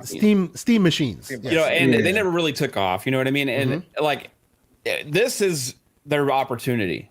You know what I mean? To reach a different audience, right? Than just the hardcore PC gamer. And there's a lot to this already that they've done excellent. To where I'm not super into all this back-end stuff. I still can buy the Steam Deck. I can load it up. I can play these games, and I can do the Game Pass, and I can have a great experience. Yourself. Yes. Still enjoying myself, right? Yeah. But there's a lot to it because I'm addressing like Lucius, like in the chat. You need a console. Then this isn't a console. Yeah, but it's more of a console in the way they're promoting it and selling it than it just only being a PC, and it appeals to a lot of different people than just a regular PC, right? Like I want something where I can play my console type games or PC type games on the go, but I am also not the most savvy person when it comes to the back end stuff and tinkering with all this stuff. And that's why I avoid PC gaming, right? But I still want to be able to enjoy a device like this. And I think they're already doing great there. Yeah. But the easier you make it, and I think they're getting this direction. I think they're going here because the fact that they even have those green check marks to begin with tells me that they tells are. You something, right? That's right. Yeah. That's why those exist. That's 100% why those exist, to make people like me like, okay, for everyone. This is going to work good on this device. I'm safe to buy this game and play this game. I just launch it, and it should be pretty much. And when it comes to that, Mav, that's where I'm a little bit that's where I have a little bit of smoke for Valve, because like you and someone like you will basically spend their hard-earned money on only the titles that are green, that you see are safe for you to play. And it looks to me like Valve is not spending enough of their dollars in that department, where more and more games are being cleared. I get that, but there should have been way more cleared at launch than they were. It's going to take popularity from the device, because I think it's also on the devs, right? So it's not just the devs. Like even games that have the devs where developers are disbanded from a game that you can't like update anymore. They're still like so what you were describing, like they've done a lot in comparison to the Steam machines versus now. The big huge difference is Proton, that emulation layer that's in the background that's turning Windows into Linux, right? So now no longer must developers like conform themselves to Stadia. That's what Stadia was doing. Make a Linux version, otherwise it's not going to work. Yeah, that's what led Stadia where it was. Same thing as Steam machines, right? So they realized, making them change OSs to make it work never works, because it always fails. So instead, we'll get this thing in the middle that's very lightweight, that'll translate everything for you. So then it'll just be late to Linux. It'll be native Linux, well, as native as possible. And you won't have to worry about any of that middle ground BS, right? What they still need to do is instead of making everything incompatible or unknown until they go in and clear it, they should have been a bit more, in my humble opinion, they should have been a bit more promoting about the fact that, hey, even if it doesn't say it's green or it's red or whatever, try it out. You might be lucky because we're still working on it. They've made it seem like if it's X, it won't work. And I have seen so many games that are X that work completely, played them through. But I think you also put yourself into it's a damn if you do, damn if you don't, because then, if you play it, that's a bad experience. Look at, no slander here, but look at the Switch, right? it's when we got the No Switch. slander, he says, and then says Some of the games that are running on that device, you would be like, it's never going to run, regardless of the quality and everything like that. So, you know, Proton's probably going to continue to mature, and what Valve is probably doing is, hey, with those check marks, they can give you that seal of quality. That way, you're not dipping in, just like you said, right? You're not a PC player, so why am I going to tell you, hey, it's open for everything? Go tinker with it, when you're also trying to take a market that's saying, hey, you know what? We're going to provide you that console experience to an extent, and we're going to continue to improve it. These are the games that I can tell you for a fact that we verified that's going to give you that console experience, to kind of bring those players away from other ecosystems, or as an additional device within your ecosystem. And hopefully, like I said, Q2, I felt like, oh wow, I see all the people that were testing this and kind of it. I couldn't imagine, when Everborn gets it in 2028, it's going to run everything. And, It'll be a Steam Deck 3 by then, right? No, so, probably 7. To speak to that a little bit, right? I've been listening to a bunch of Steam Deck reviews, like from various sources, and Steam Deck is blowing up huge on YouTube, right? For those who want that information, there are dedicated YouTube channels to Steam Deck who went from 0 to like 1 million followers overnight, because there's just so much data that people want, right? And one thing that one of those guys said that I thought was very interesting, and I've been kind of putting that through its paces, and this is more tech talk, but it surprises the hell out of me. This is the device, more than most devices I've ever come across. Now, I will tell you, hand to God, I do it for the educational purposes, but I own almost every console, and every single one of them has been modified to be able to do emulation.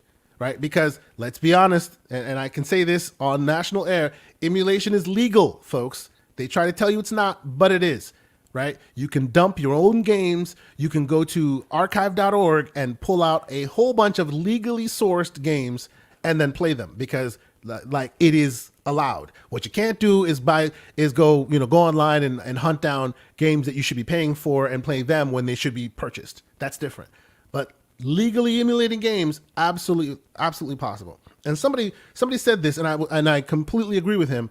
This is the unique device, unlike most devices, that you can literally have every single game console from the beginning of game console time up until today on one device. And literally, like in the UI, play it, like hit play, and it's playing, turn it off, and then play another one. And you don't have to you don't have to use a keyboard, you don't have to fiddle, you can literally make it like, how your Steam library just has every game. You can have, an Atari game, Atari 2600 game, next to a Genesis game, next to an NES game, next to a 64 game, next to and I can prove that because I have that in here. And it all just hits play, and it's off to the races as if it was Steam native. Amazing.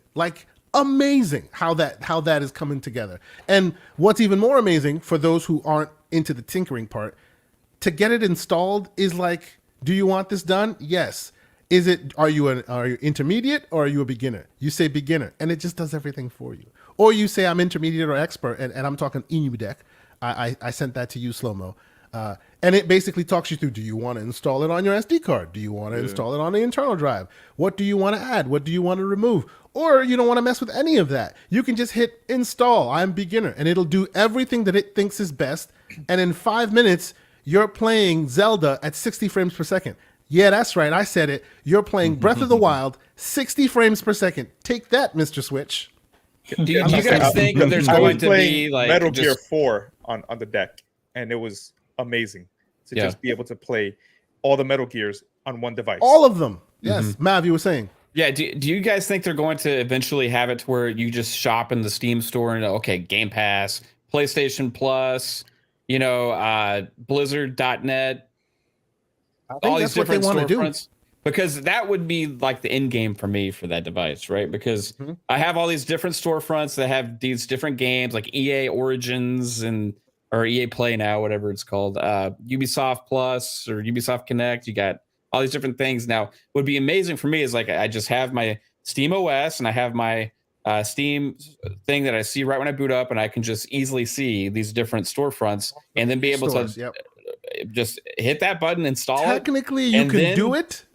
Install You the can games. do it now, but it just requires a lot of tinkering now. What you're Yeah. describing is possible today. It just requires manual labor to get it there. It's but you're right essentially that how at some you point, have Uh-huh. you access xCloud right now, where you would do Yeah. all the setup, and then you'll create like a Shortcut actual to it. like Shortcut, a shortcut Mm-hmm. on a browser kind of thing, and have that connected to your Steam, so that you'll just go under library, go to non-Steam games, and it shows there. You show the storefront shows there.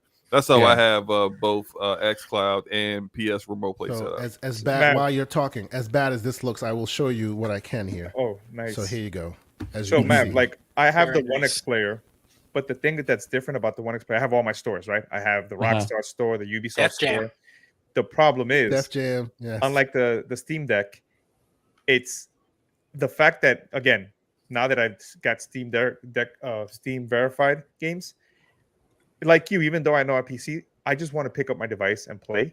And just when hit I have play. my One X Yeah. player, I'm literally like, okay, I'm jumping into a game. Okay, let me go mess with each setting. Okay, volumetric fog, let me bring it all the way down. So And you it's know what, literally Joanna doing that Dark? tinkering. That is one thing. That is one thing I want to talk to you about, because unlike most on this panel, you have more than one of these high tech, high PC devices that are handheld, right?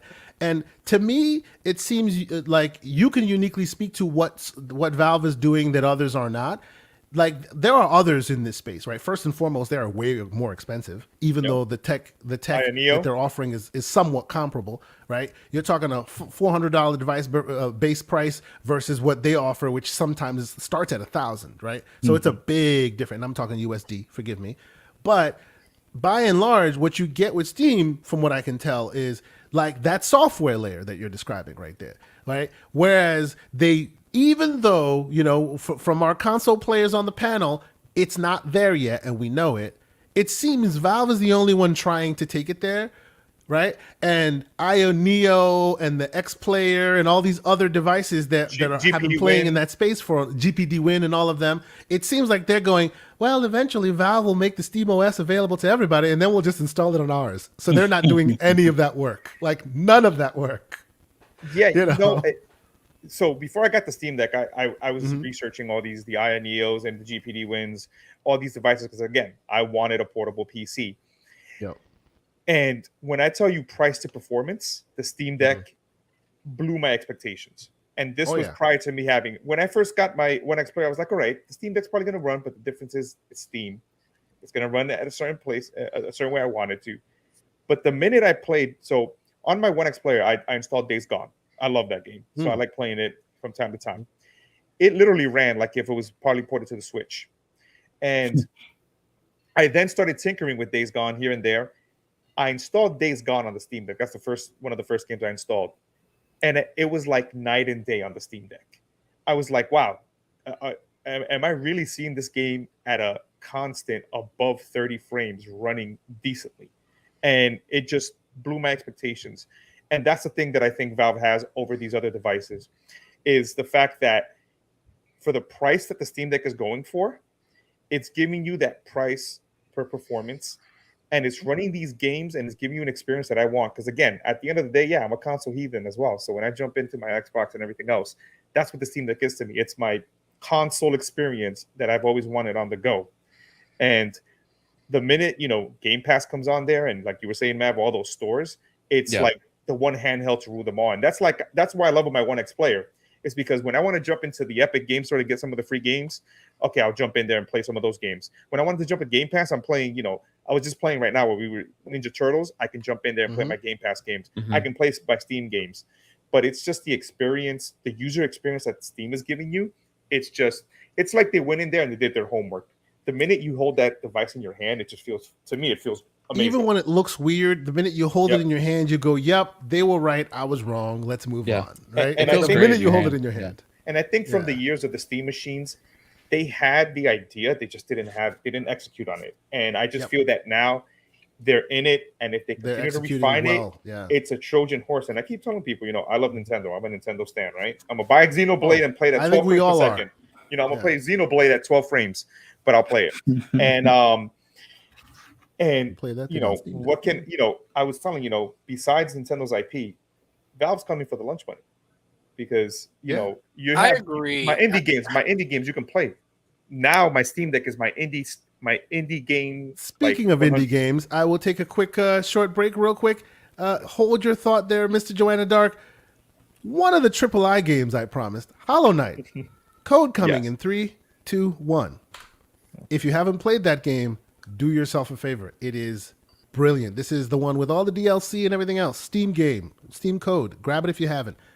Please continue, Mr. Joanna Dark. Yeah, and when you look at these other devices, I got the One X Player on a crazy sale. I got it for like $800, and Wow. the device usually And goes that's for a deal. $1,200. Correct. So when I look at the other devices, my friend has the Aya Neo, the highest one. She has it, and she paid almost $1,600. And This is a what the PC. It's a laptop. but the Aya Neo, what they've done different is that they have a shell like the Steam OS.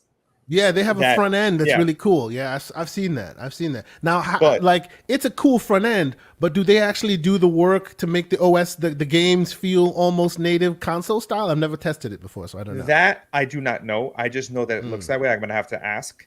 But Okay. when I look at, if I'm gonna tell somebody, whether you want to get the highest Steam Deck, I got the highest Steam Deck and it was like what, $700.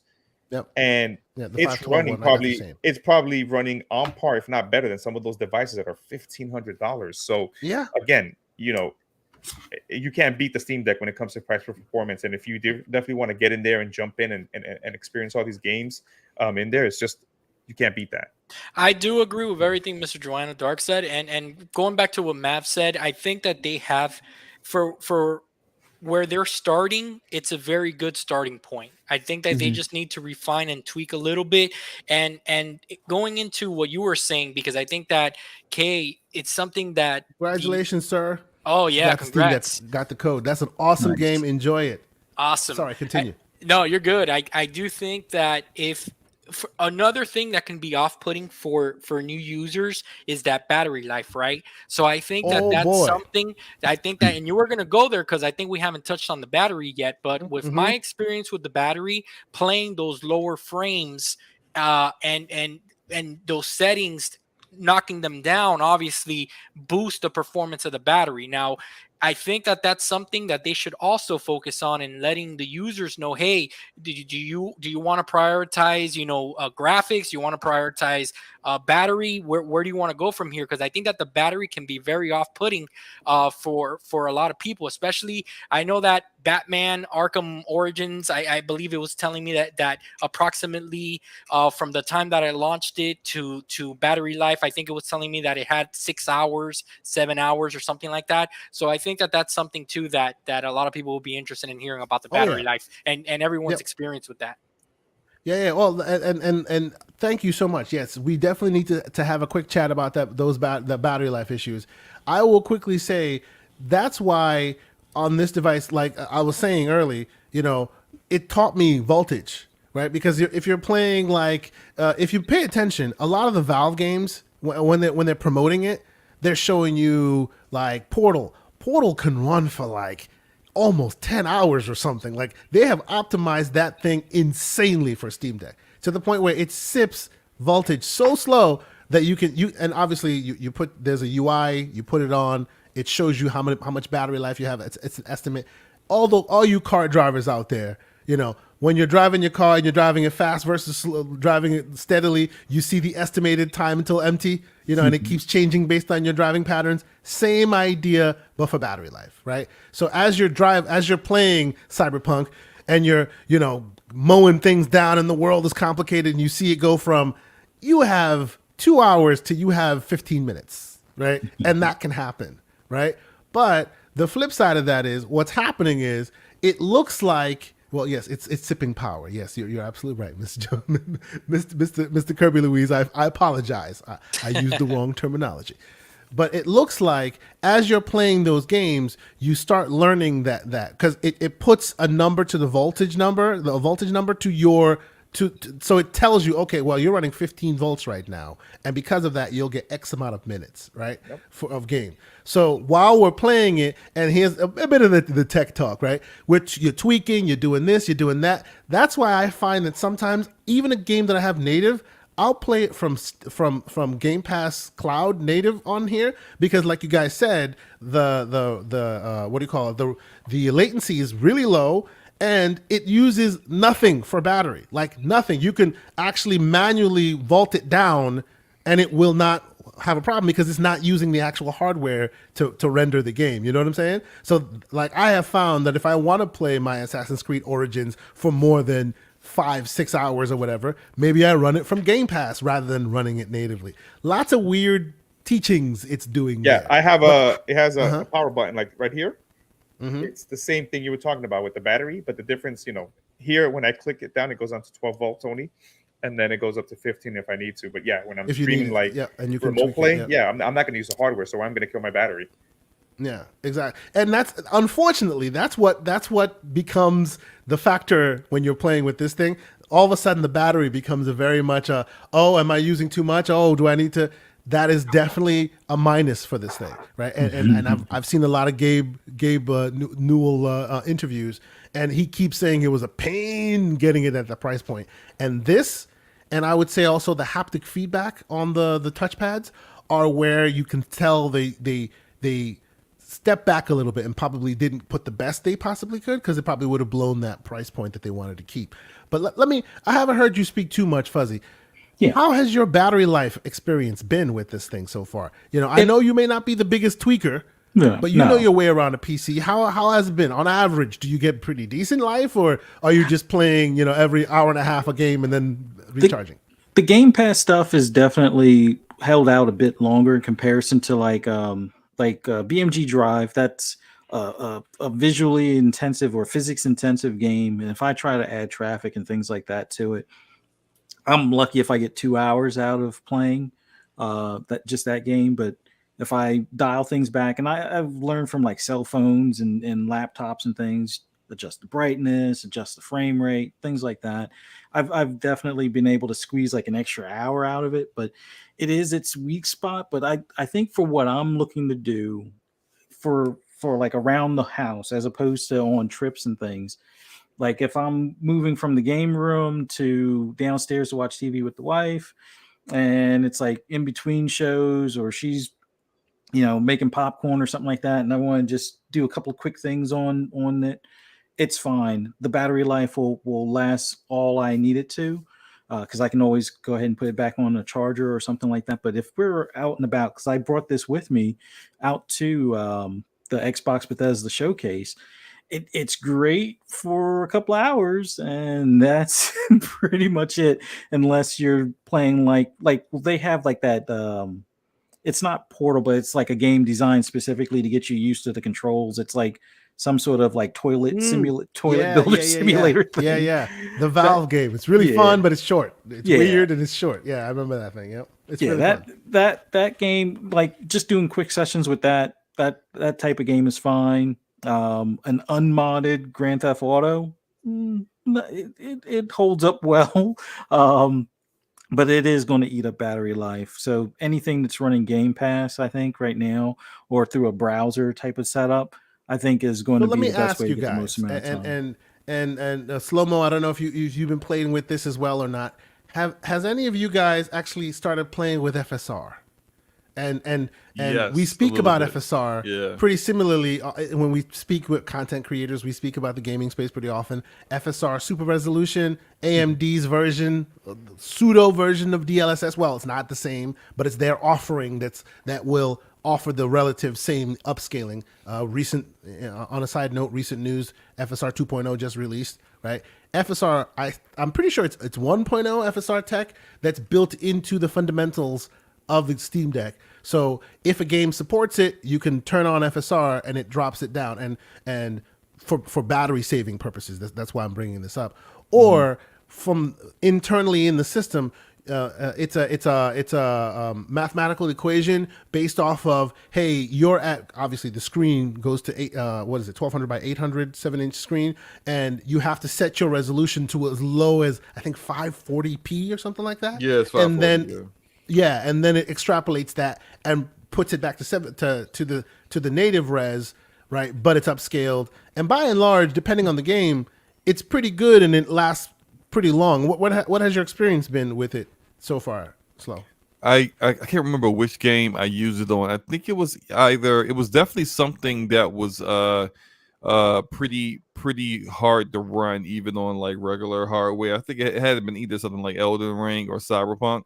But I think I tried it on Cyberpunk. Yeah, but I did try it, and it wasn't bad. It wasn't bad. You know, like the only issue is it looks like it also upscales, it downscales and upscales the text, so that becomes weird and blurry. But the game itself looks great. Yeah, I agree with that. Yeah, it was cool though. It was cool. I think it'll get better over time, of course. Go ahead, Joanna. Now, Mav, have you seen FSR in this thing, or has it kind of been superfluous to you? You know, dude, I couldn't even tell you what the hell that is to begin with, man.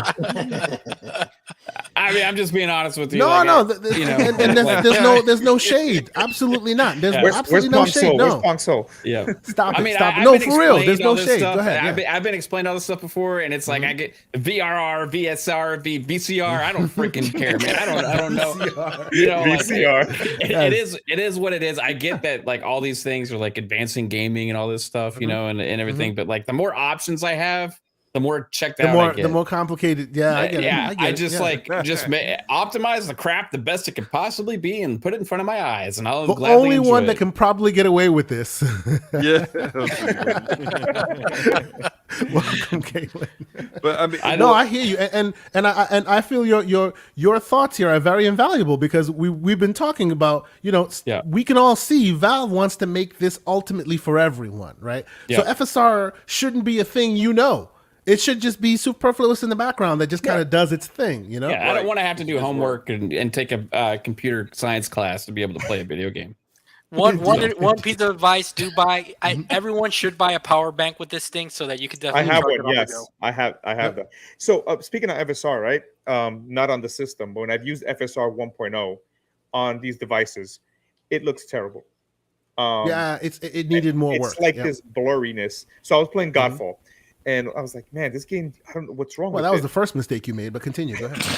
But I took out, you know, I was like, you know, I took off FSR 1.0, and it literally looked like night and day. I put my glasses on. I was like, oh, this is clear. But now I tried FSR 2.0 in Deathloop today and God of War. And oh my God, what a difference. Perfection. God of War not only runs amazing on the Steam Deck, but looks fantastic. So you can keep the visuals. People forget the DLSS 1.0 was garbage. Yes, it was 2.0 before it was really good. The joke was that someone had put Vaseline all over your computer on the screen. Yes. No, it was machine learning from Sonic the Hedgehog.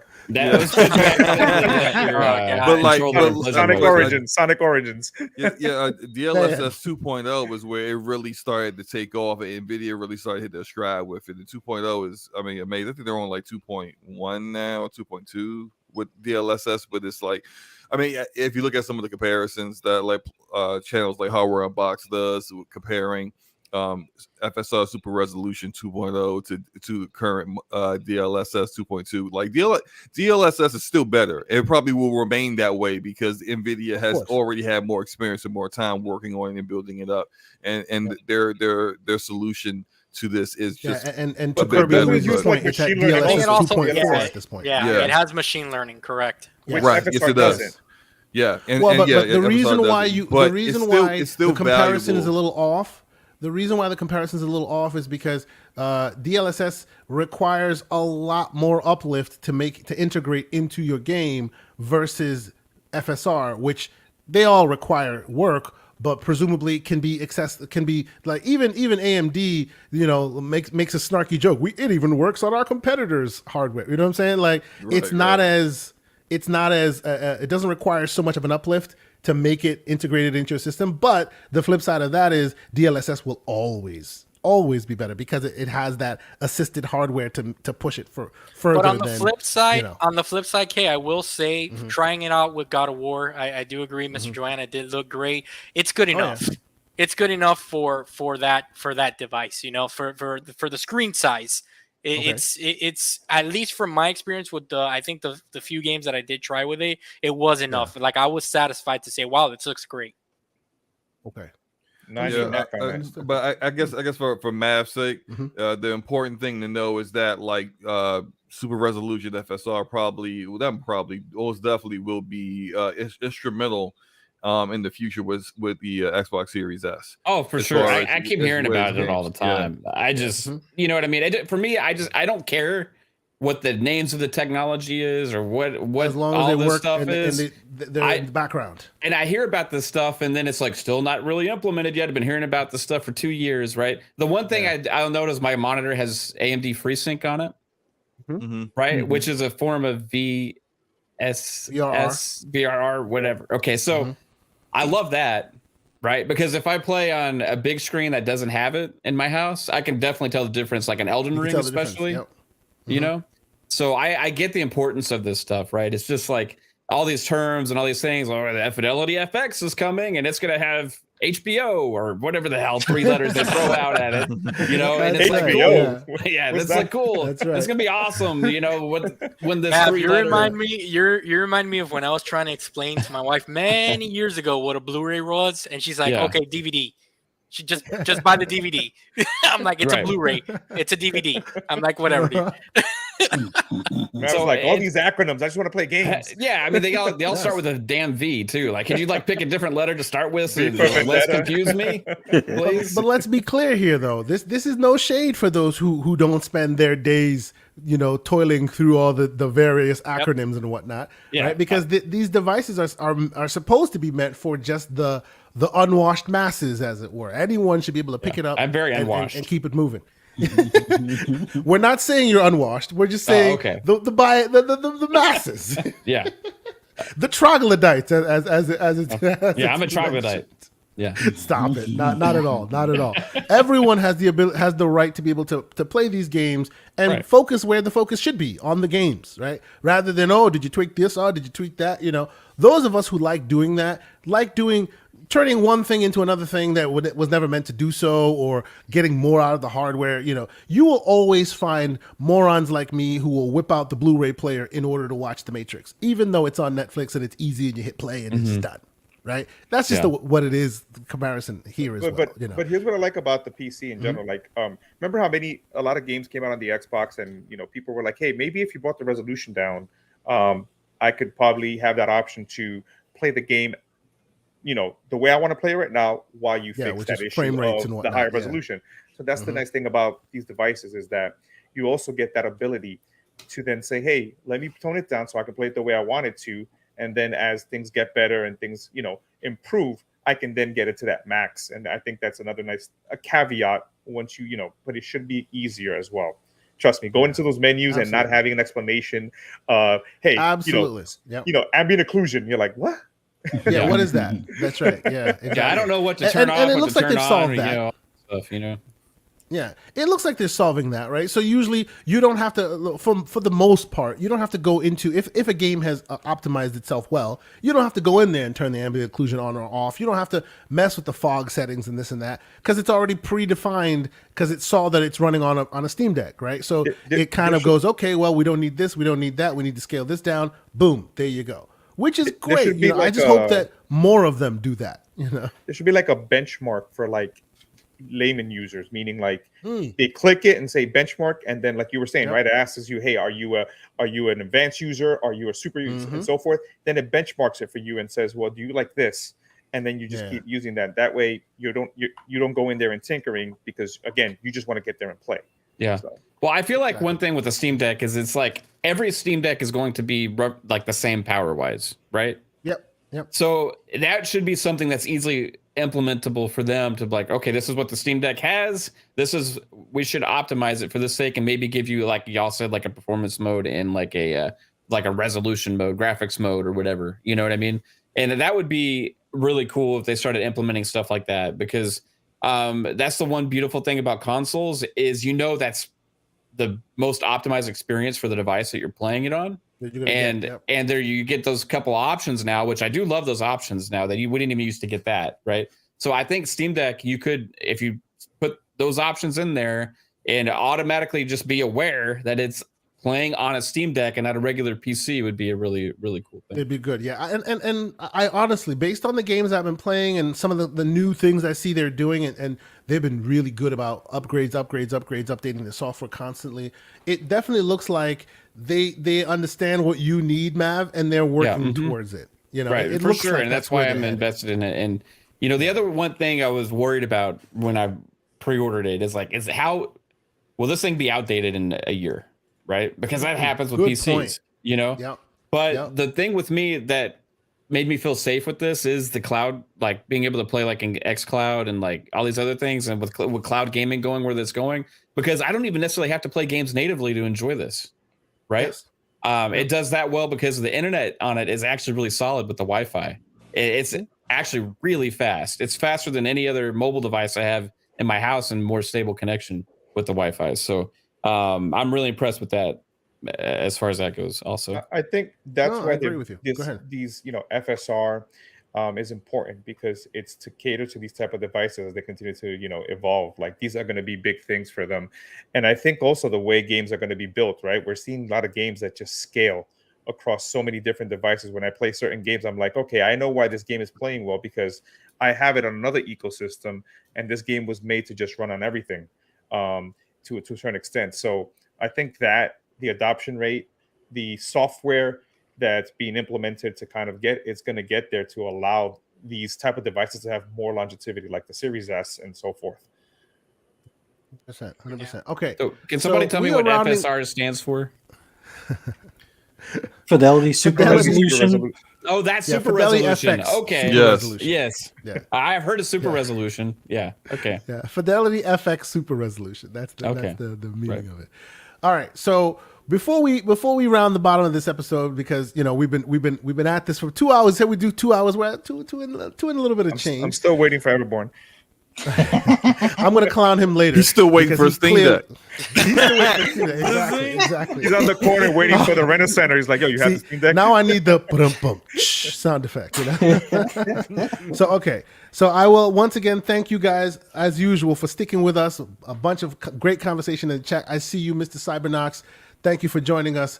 I'm about to put what I consider a AAA game code in the chat. This is Elite Dangerous. If you have not played it before, you need to play it.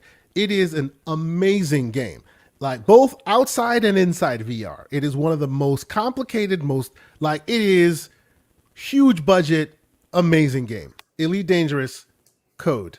There you go. I hope you guys enjoyed that. Good luck, everyone. Cyber's already in here going, damn, that was cool. You haven't seen nothing yet, man. Slow is out here. Whenever he's on my air, he's at his most slanderous. He's toning it down now because Everborn something is about here. being over, something about the air over on KSante's channel. I just get real slanderous for some reason. He got slanderous air around here. And it's just like, You're gonna find a lot of slander and conspiracies whenever you're hanging around with kids. Oh yeah. Tinfoil hats, the whole nine. No, that's Everborn with his little crazy things. Before we end the episode, and you know what, I was gonna do some elaborate thing, but I think at some point between now and the end of the show, which will be very soon, I will drop a code for Cyberpunk 2077 in the chat. So whoever grabs that, ping me in the DM, let me know you got it, because that's a great game. Even on the Steam Deck, it is awesome. Now, here's your homework, though, right? For whoever gets it, it is not a Steam code. It is a code from GOG, but it can play on Steam Deck natively. Figure it out. So that's your homework. It is a great game. Mav, you got homework, Mav. Hurry up. Oh my gosh. I think Mav already has Cyberpunk on PC. Do you not? On PC, no, I have it on Xbox. Oh, you have it on Xbox. Okay, well, hey, you could. Anyone who wants to grab it, I'm not precluding anybody else. It will be in the chat. Whoever. Now I will tell you now. Get your GOG redeem sites ready, because it's on GOG and you can easily install it on Steam Deck and it plays perfectly. How does it work? How does it work from GOG? All I'll say is You need to be a hero to figure it out. That's a clue. That's And the thing those about who this know what system. I'm talking you need about, to be a hero to play games. you need to be a hero to be able to play to figure out how to install that. But it's not difficult, I promise. So, before we end this show, let me thank you, gentlemen, so much for lending me your time and your voices. It's always great chatting with you guys.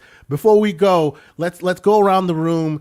Give me your final thoughts on your Steam Deck experience so far. What games are you playing now? What do you recommend other people try? You know what I'm saying? And you know what? This time I will start with you, Fuzzy, because you've been unusually quiet, sir. I'm actually what do you wanna playing with tell my people? Steam Deck in the background. Oh, that's why. That's why. I was playing Turtles earlier. No, but I get it.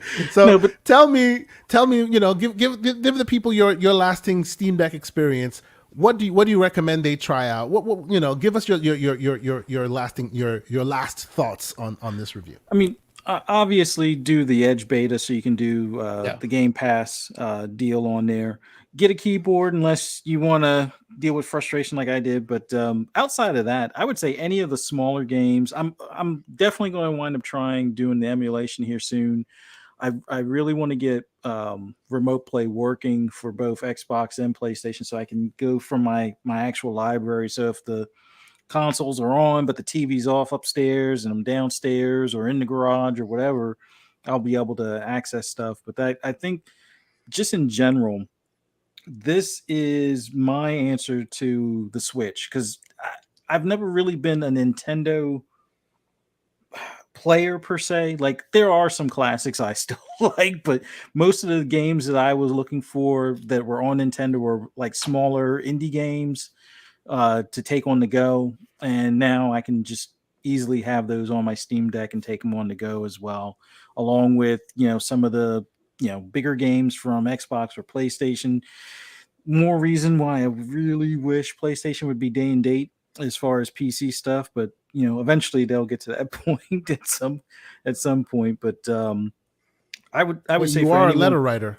yeah. I used to do customer service, so I know how to like right. politely ask things, and then when I feel like I'm being screwed over, how to be adamant Politely tell them to go piss off. Tighten the screws just a little bit. But That's right. I would say the Steam Deck is definitely a good option for someone that maybe they don't already have a Steam Deck or not a Switch, and they want something portable, and they want to be able to play some of the current gen or at least previous gen games at a decent clip without much of a hassle. I would say this is the best of both worlds. If you're a console player that is looking to get their toes dipped in the pool type of thing as far as into the PC space, I would say before going out there and spending thousands of dollars and not necessarily knowing exactly where you want to go, this would be a good entry point, I would say, to start off with.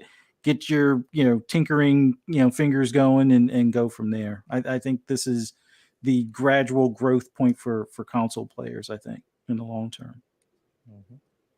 I appreciate it. And of course, again, you will find all of his details in the show notes. But thank you so much, Mr. Fuzzy Belvedere, for coming here and lending your thoughts and your experience. As you can tell, we're all coming to this device from different walks of life and different experience levels. And I honestly think that there is no wrong answer here. You know, some people have fleeting experience with PC, some have no experience with PC. You know, and all of them have either touched, experienced it, thought, it's cool, but next time, or this thing is the most amazing thing. And me, I didn't want just me to be on here talking about it, because I would just be geeking out 24/7 because I love this thing. Even the battery and everything, I love this thing. But I'm in the bag because I'm that crazy tinkerer guy, right? So I love that you guys have brought your perspectives. Mav, John, Mr. Joanna Dark, lots of different experiences coming to this, and it really informs the public and makes everything much better when they're making their purchasing decisions. So I appreciate you folks so much for coming out and chatting with me.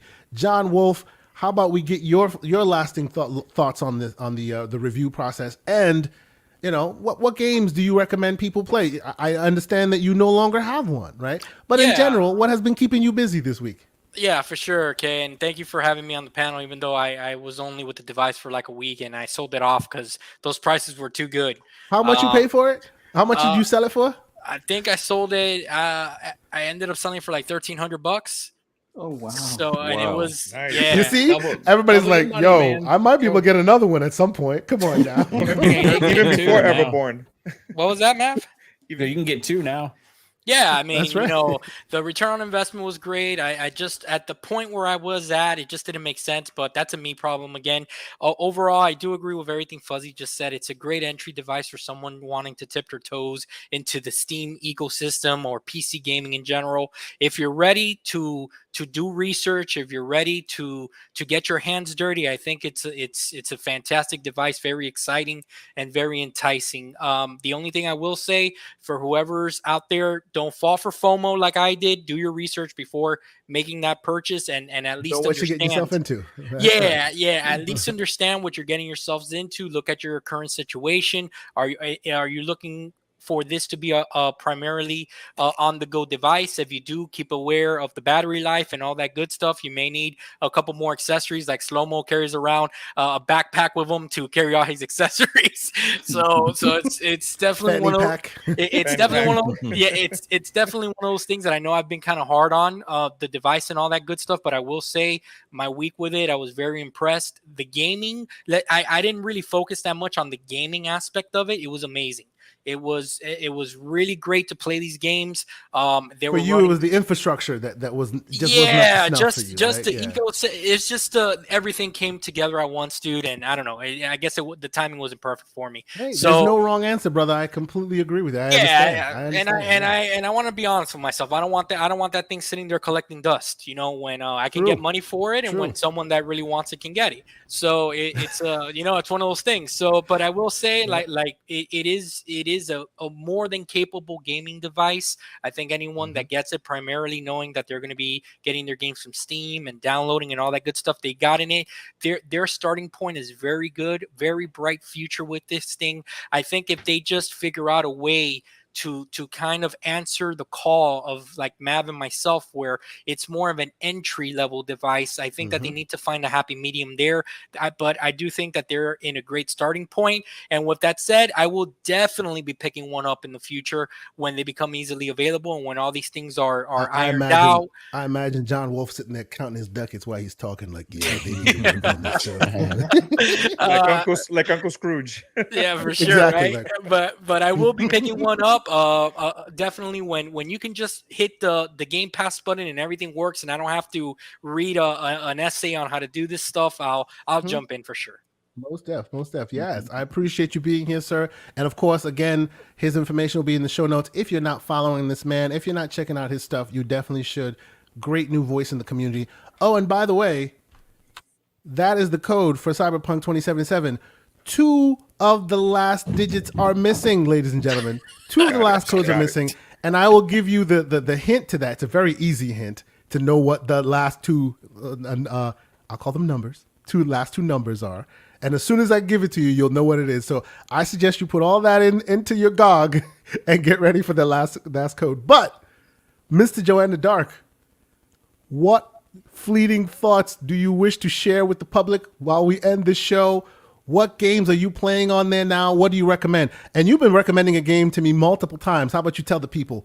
Go ahead and tell them. Yeah. So the 3 games I've been playing is, the first one is Neon White. It's this indie game that just came out, and it's phenomenal. It's a first-person kind of speedrunning hack and slash shooter, where it had kind of a card element. But the cool thing is, for many of you people that probably are my age as well, it reminds me of Reservoir Dogs, because all the characters are named after a specific color, similar to a Tarantino movie, and you're trying to find out. Hold on a minute. Yeah. Forgive me. Ryan, are you telling me you've already gotten the game? I didn't put the last 2 in there, but he says, sorry, I guessed it. What's the last 2? Please give it to me, and I know you've guessed it. He's continue. buying time. I'm sorry. Go He's ahead. buying time. He's buying time. We'll see. Go ahead. The cool thing about the game is it's one of those games where, as you learn the levels, you're trying to beat your score, and it's been addicting. It's a great story. Literally, You're you're not an the first assassin. one to say that this game is amazing. I really You're need in to try it. You're an assassin that basically is trying to work your way to heaven. Ryan got it, man. I was about to give you like a Fallout 76 reference. Yeah, the last digit was 76. Good job. Nice. Good job, Ryan. He guessed it. You got yourself Cyberpunk 2077. I thought the Good clue luck. was going to be name the 2 good Sonic games, and that's going to be hard. I was gonna say name Damn. the one bad Fallout game, but that's neither here nor there. But okay. But Joanna Dark, hold on a second, because you've been Uh-oh, slandering them's Sonic fighting the whole night, brother. Hold on a second here, because I know you're a big fan of Resident Oh, Evil boy. Veronica. Okay, I wouldn't Uh-huh. I wouldn't be slandering Sonic when that's your favorite Resident Evil game. here's brother. my thing. Even Code Veronica is better than any Sonic game. Oh, come on the Oh on, my market. god. Okay, y'all gonna make this show turn into a 4-hour podcast. But yeah, Neon White, like I said, pre-premises, you're an assassin. You're trying to get yourself into heaven, and it's a really cool plot twist so far. It's an addicting game. The other game I'm playing on the Steam Deck is I'm playing Days Gone, which I love that game, and it runs phenomenal on there. So I'm replaying that for like the 3rd time because, again, it's one of my favorite games that I definitely enjoy going in there. And then the 3rd game that I'm actually playing on here is called Ender Lilies. It is a Metroidvania style game.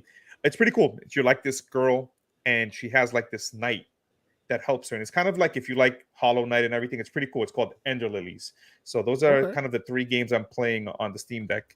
As for my recommendation, I think Fuzzy and everyone so far, John, kind of made some good points.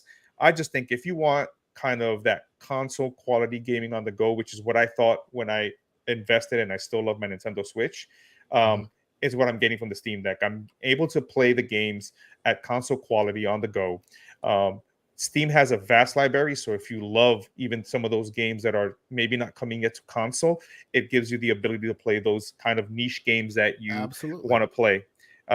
And on top of that, just like I said, do your research. If you can literally don't mind going in and learning about the device, I think the device is phenomenal for anyone that wants to dip their toes into PC gaming to start learning how to, performance for pricing and all this thing so they can know how to use a PC. So when they invest in an actual PC, they know exactly how to make that smart purchase as well. And Absolutely, Keisante, do you have absolutely. a code for Mav for a PC simulator so you can kind of help them? Actually, I probably do. That actually is a probably really do. good game, though. PC. It really is Yes, a good it is. game. It is. It's unusually relaxing good. to me. PC Yes, it is. PC Builder Simulator. I It's sometimes fun. would just be It's really be fun. like listening to music and just doing it Uh-huh. casually as I'm I'll play working. that Vibing. before I ever build my own PC. That's for sure. I usually get pre-builds, but you know how that goes. So, But besides that, I just want to say, it's thank you for the invite. John Wolfe, pleasure to be on the show with you. Slovak, same thing. Fuzzy, I've been on with you before, and Mab, as always, it's a pleasure. And Kasane, it's always a pleasure as well. Too bad, Yeah, Everboard's not here. we can keep slandering him. He decided that he being slandered to his face. Watch him show up in the chat all of a sudden. I'm here. Watch, he's going to be showing up at the end. Being slandered visually was not good enough for him. He had to be slandered in the chat. It's fine. It's fine. Slow-mo backslap. My man, I appreciate you being here, good sir. You and I are always chatting in the DMs, talking games, talking other things. Tell the fine people what you thought, what your experience is of the Steam Deck. Give us your final thoughts, and give us some recommendations of games that they might find interesting. I think it's a cool device for tinkerers. It's a lot of fun. And people who definitely are PC gamers will really enjoy having this little PC in their hands and being able to do all the same things that they do on their PC in this one little device. I think as time goes on, people like John and Mav will find it to be a better option for them over time as Valve gets SteamOS more user centric, more streamlined, and is allowing more options for people who just don't really care about having to do any of the work themselves. As far as games go, I've been playing Oxenfree. Been playing that again. I played that a few times already. Awesome game, great story. Plays great on the Steam Deck. I've been playing Trails of Cold Steel 1, which I am man. It's a really good RPG. I have been playing this game for this is why I'm glad I got the Steam Deck, because there's these long RPGs that I don't care to play sitting at my desk with my PC. But now I can lay in bed and get some time in and then save it and then kind of go to bed or sleep or whatever. That and Persona 4 Golden. I mentioned before I played some Rogue Company, but also this other one, Have a Nice Death, is really good. Yes, I that heard one's that really one. good. Yeah. Yes. That one's great. And I'm trying to think what else is just those for now. I haven't really played too much else, but because I kind of like want to finish some of those before I start jumping into other things. I did get Wizard of Legend from K earlier this week. I haven't tried it yet, but I got it installed. It's a fun game. I've actually Yeah. been playing it since you told me about it. Since you asked for it, I have multiple codes, so I actually redeemed one, and it's damn good. Pixelated, pixel art, awesome fighting mechanic, awesome show, awesome game. I'm actually looking forward to playing through it. My big recommendation is going to be to take your Switches into throw them in the lake. Frisbee style. Skip them like rocks across the lake. Not with okay? Xenoblade's coming. I can't. But before you do that, make sure you get everything you need off of it so you can emulate. Yeah, I'm about to say, you can just download it to the eShop, put it on the SD card, and then put the SD card in your. Yeah, there you go. I'll throw my Ouya before my Switch. You will play all your games. Doug Bowser all of a sudden is peeking in here. with like double the frame rates, much smoother gameplay, and you don't have to worry about playing Fire Emblem Three Houses. And every time you go back to the school, the frame rates dropping into the 15s and 10s. Every time you get near the castle, I don't have to worry about that anymore. Also you can Steam share, which is another great thing too that you can't do. Yeah, true. Yep. You can share your Very entire true. library with somebody else. That's absolutely true. Yes, indeed it is. So, okay, my last guest of the night appreciated all your thoughts, all the what you brought to the show, and you think I don't understand all this stuff. It is very useful that you came to here with this, because it shouldn't be this echo chamber of tech geeks talking about how great this thing is. It still has some room to grow, and clearly that is where you're seeing from it, but you're enjoying yourself too. So I appreciate you being here, Mav. How about you tell the people, your final thoughts on it? Are you eventually gonna try and get that $1,300? Are you gonna keep with it, or and give us some recommendations as to what games you've been trying on here? Yeah, thanks for having me. First off, this is absolutely a great idea. Fun, super fun show. I like this. Somebody in the chat said you need to do more things like this. Also about other platforms as well. I concur. Cool. I think maybe we'll do a VR one. It's a good idea. I won't be on the VR one. That's for sure. I'm sure. Yeah, you're not Mr. VR. I understand. No. I understand. I might be on the other side of the discussion on the VR one. If we do There that. you go. Yeah, I'm getting that Meta Quest too. But I mean, don't get me wrong, people. I really actually love the Steam Deck. I think that it's like a great starting point for where it's going, and there's a lot to offer there. For me, it's the best I could hope for as far as an Xbox handheld device, right? And that's what has cemented it for me, is like, wow, like this thing is going to be used actually a lot more than I thought it would be, and for a long time. So even with the rumors of an Xbox potential handheld coming out one day, I mean, that could be years away. I think this is going to be a good device to experience a lot of those games, and it's worth the extra hassle to implement that, right? I do want them to make it easier, right? You don't need to necessarily, you shouldn't have to always jump through hurdles to be able to make some stuff work, especially when it comes to something that's as open-ended and has so much potential like the Steam Deck does. But it's sometimes that work is worth it, right? And this time it definitely was. One shout out again for the Steam Deck is the screen. We didn't talk about it too much, but the screen on that thing is absolutely fantastic. It's big, way bigger than you would imagine. When the first time you actually grab it and hold it in your hands, you're like, whoa. Okay, this thing's like, it looks heavy, but it's not that heavy. It looks unwieldy, but it's not unwieldy. It's quite good. Yeah. It just kind of jumps off the screen when you see the first images on it, like in a game running on it. It's like, whoa, crystal clear, great graphics, and like, why this is like possible in just the palm of my hand. You know what I mean? It's really impressive, and there's so much going for it. I think Steam has got something here, and they just keep working at it, keep going, and iteration after iteration over the years is going to be something that I think is going to kind of catch on mainstream.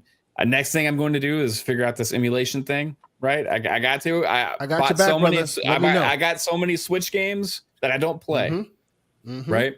So I want to figure out how to play them on a device that Got your back. Let me is know. worth more than a frisbee, like as Slo-mo says. And but as far as games that I would recommend, I recommend all the Game Pass stuff because it just works. It works really well, especially if you have got a decent connection.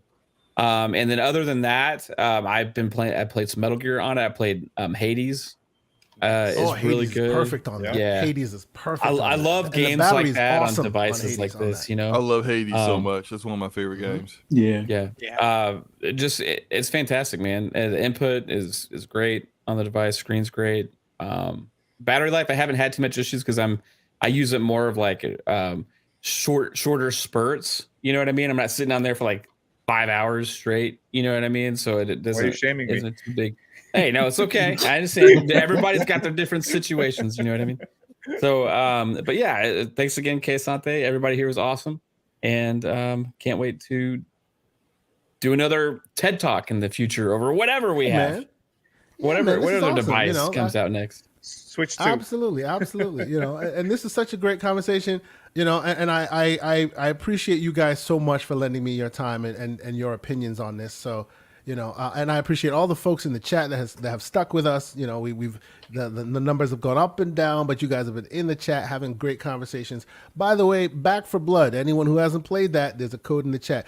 And before we go, I will let you know, and I'll be posting this on this will obviously be on video on demand for those who want to watch it. We will also have a Saturday show. We will have our regularly scheduled program this Saturday, so this will just be in the feed for those who want to catch it.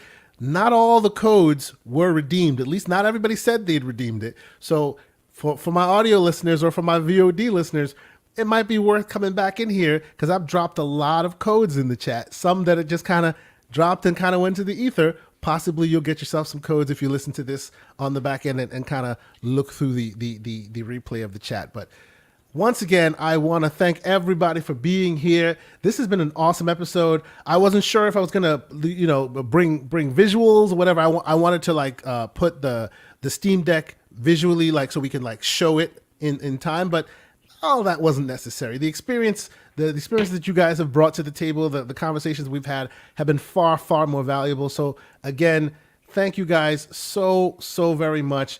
And yeah, it seems like we're you know, we're in the time where tech is like fast and furious these days. You know, we're here. Like it's absolutely fantastic, and I'm here for it. I can't wait for what this will bring to new devices because it looks like at this point it's not just about the Steam Deck, and the Steam Deck is great, but because of that, it's spurring on so much innovation in this space.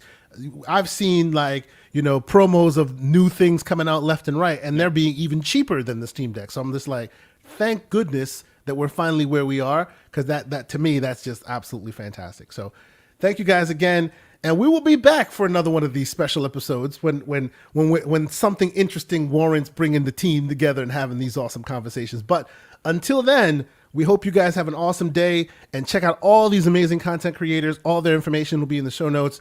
We hope you subscribe to them and find new interesting voices to listen to. And until we talk again, have a good one. Bye, y'all.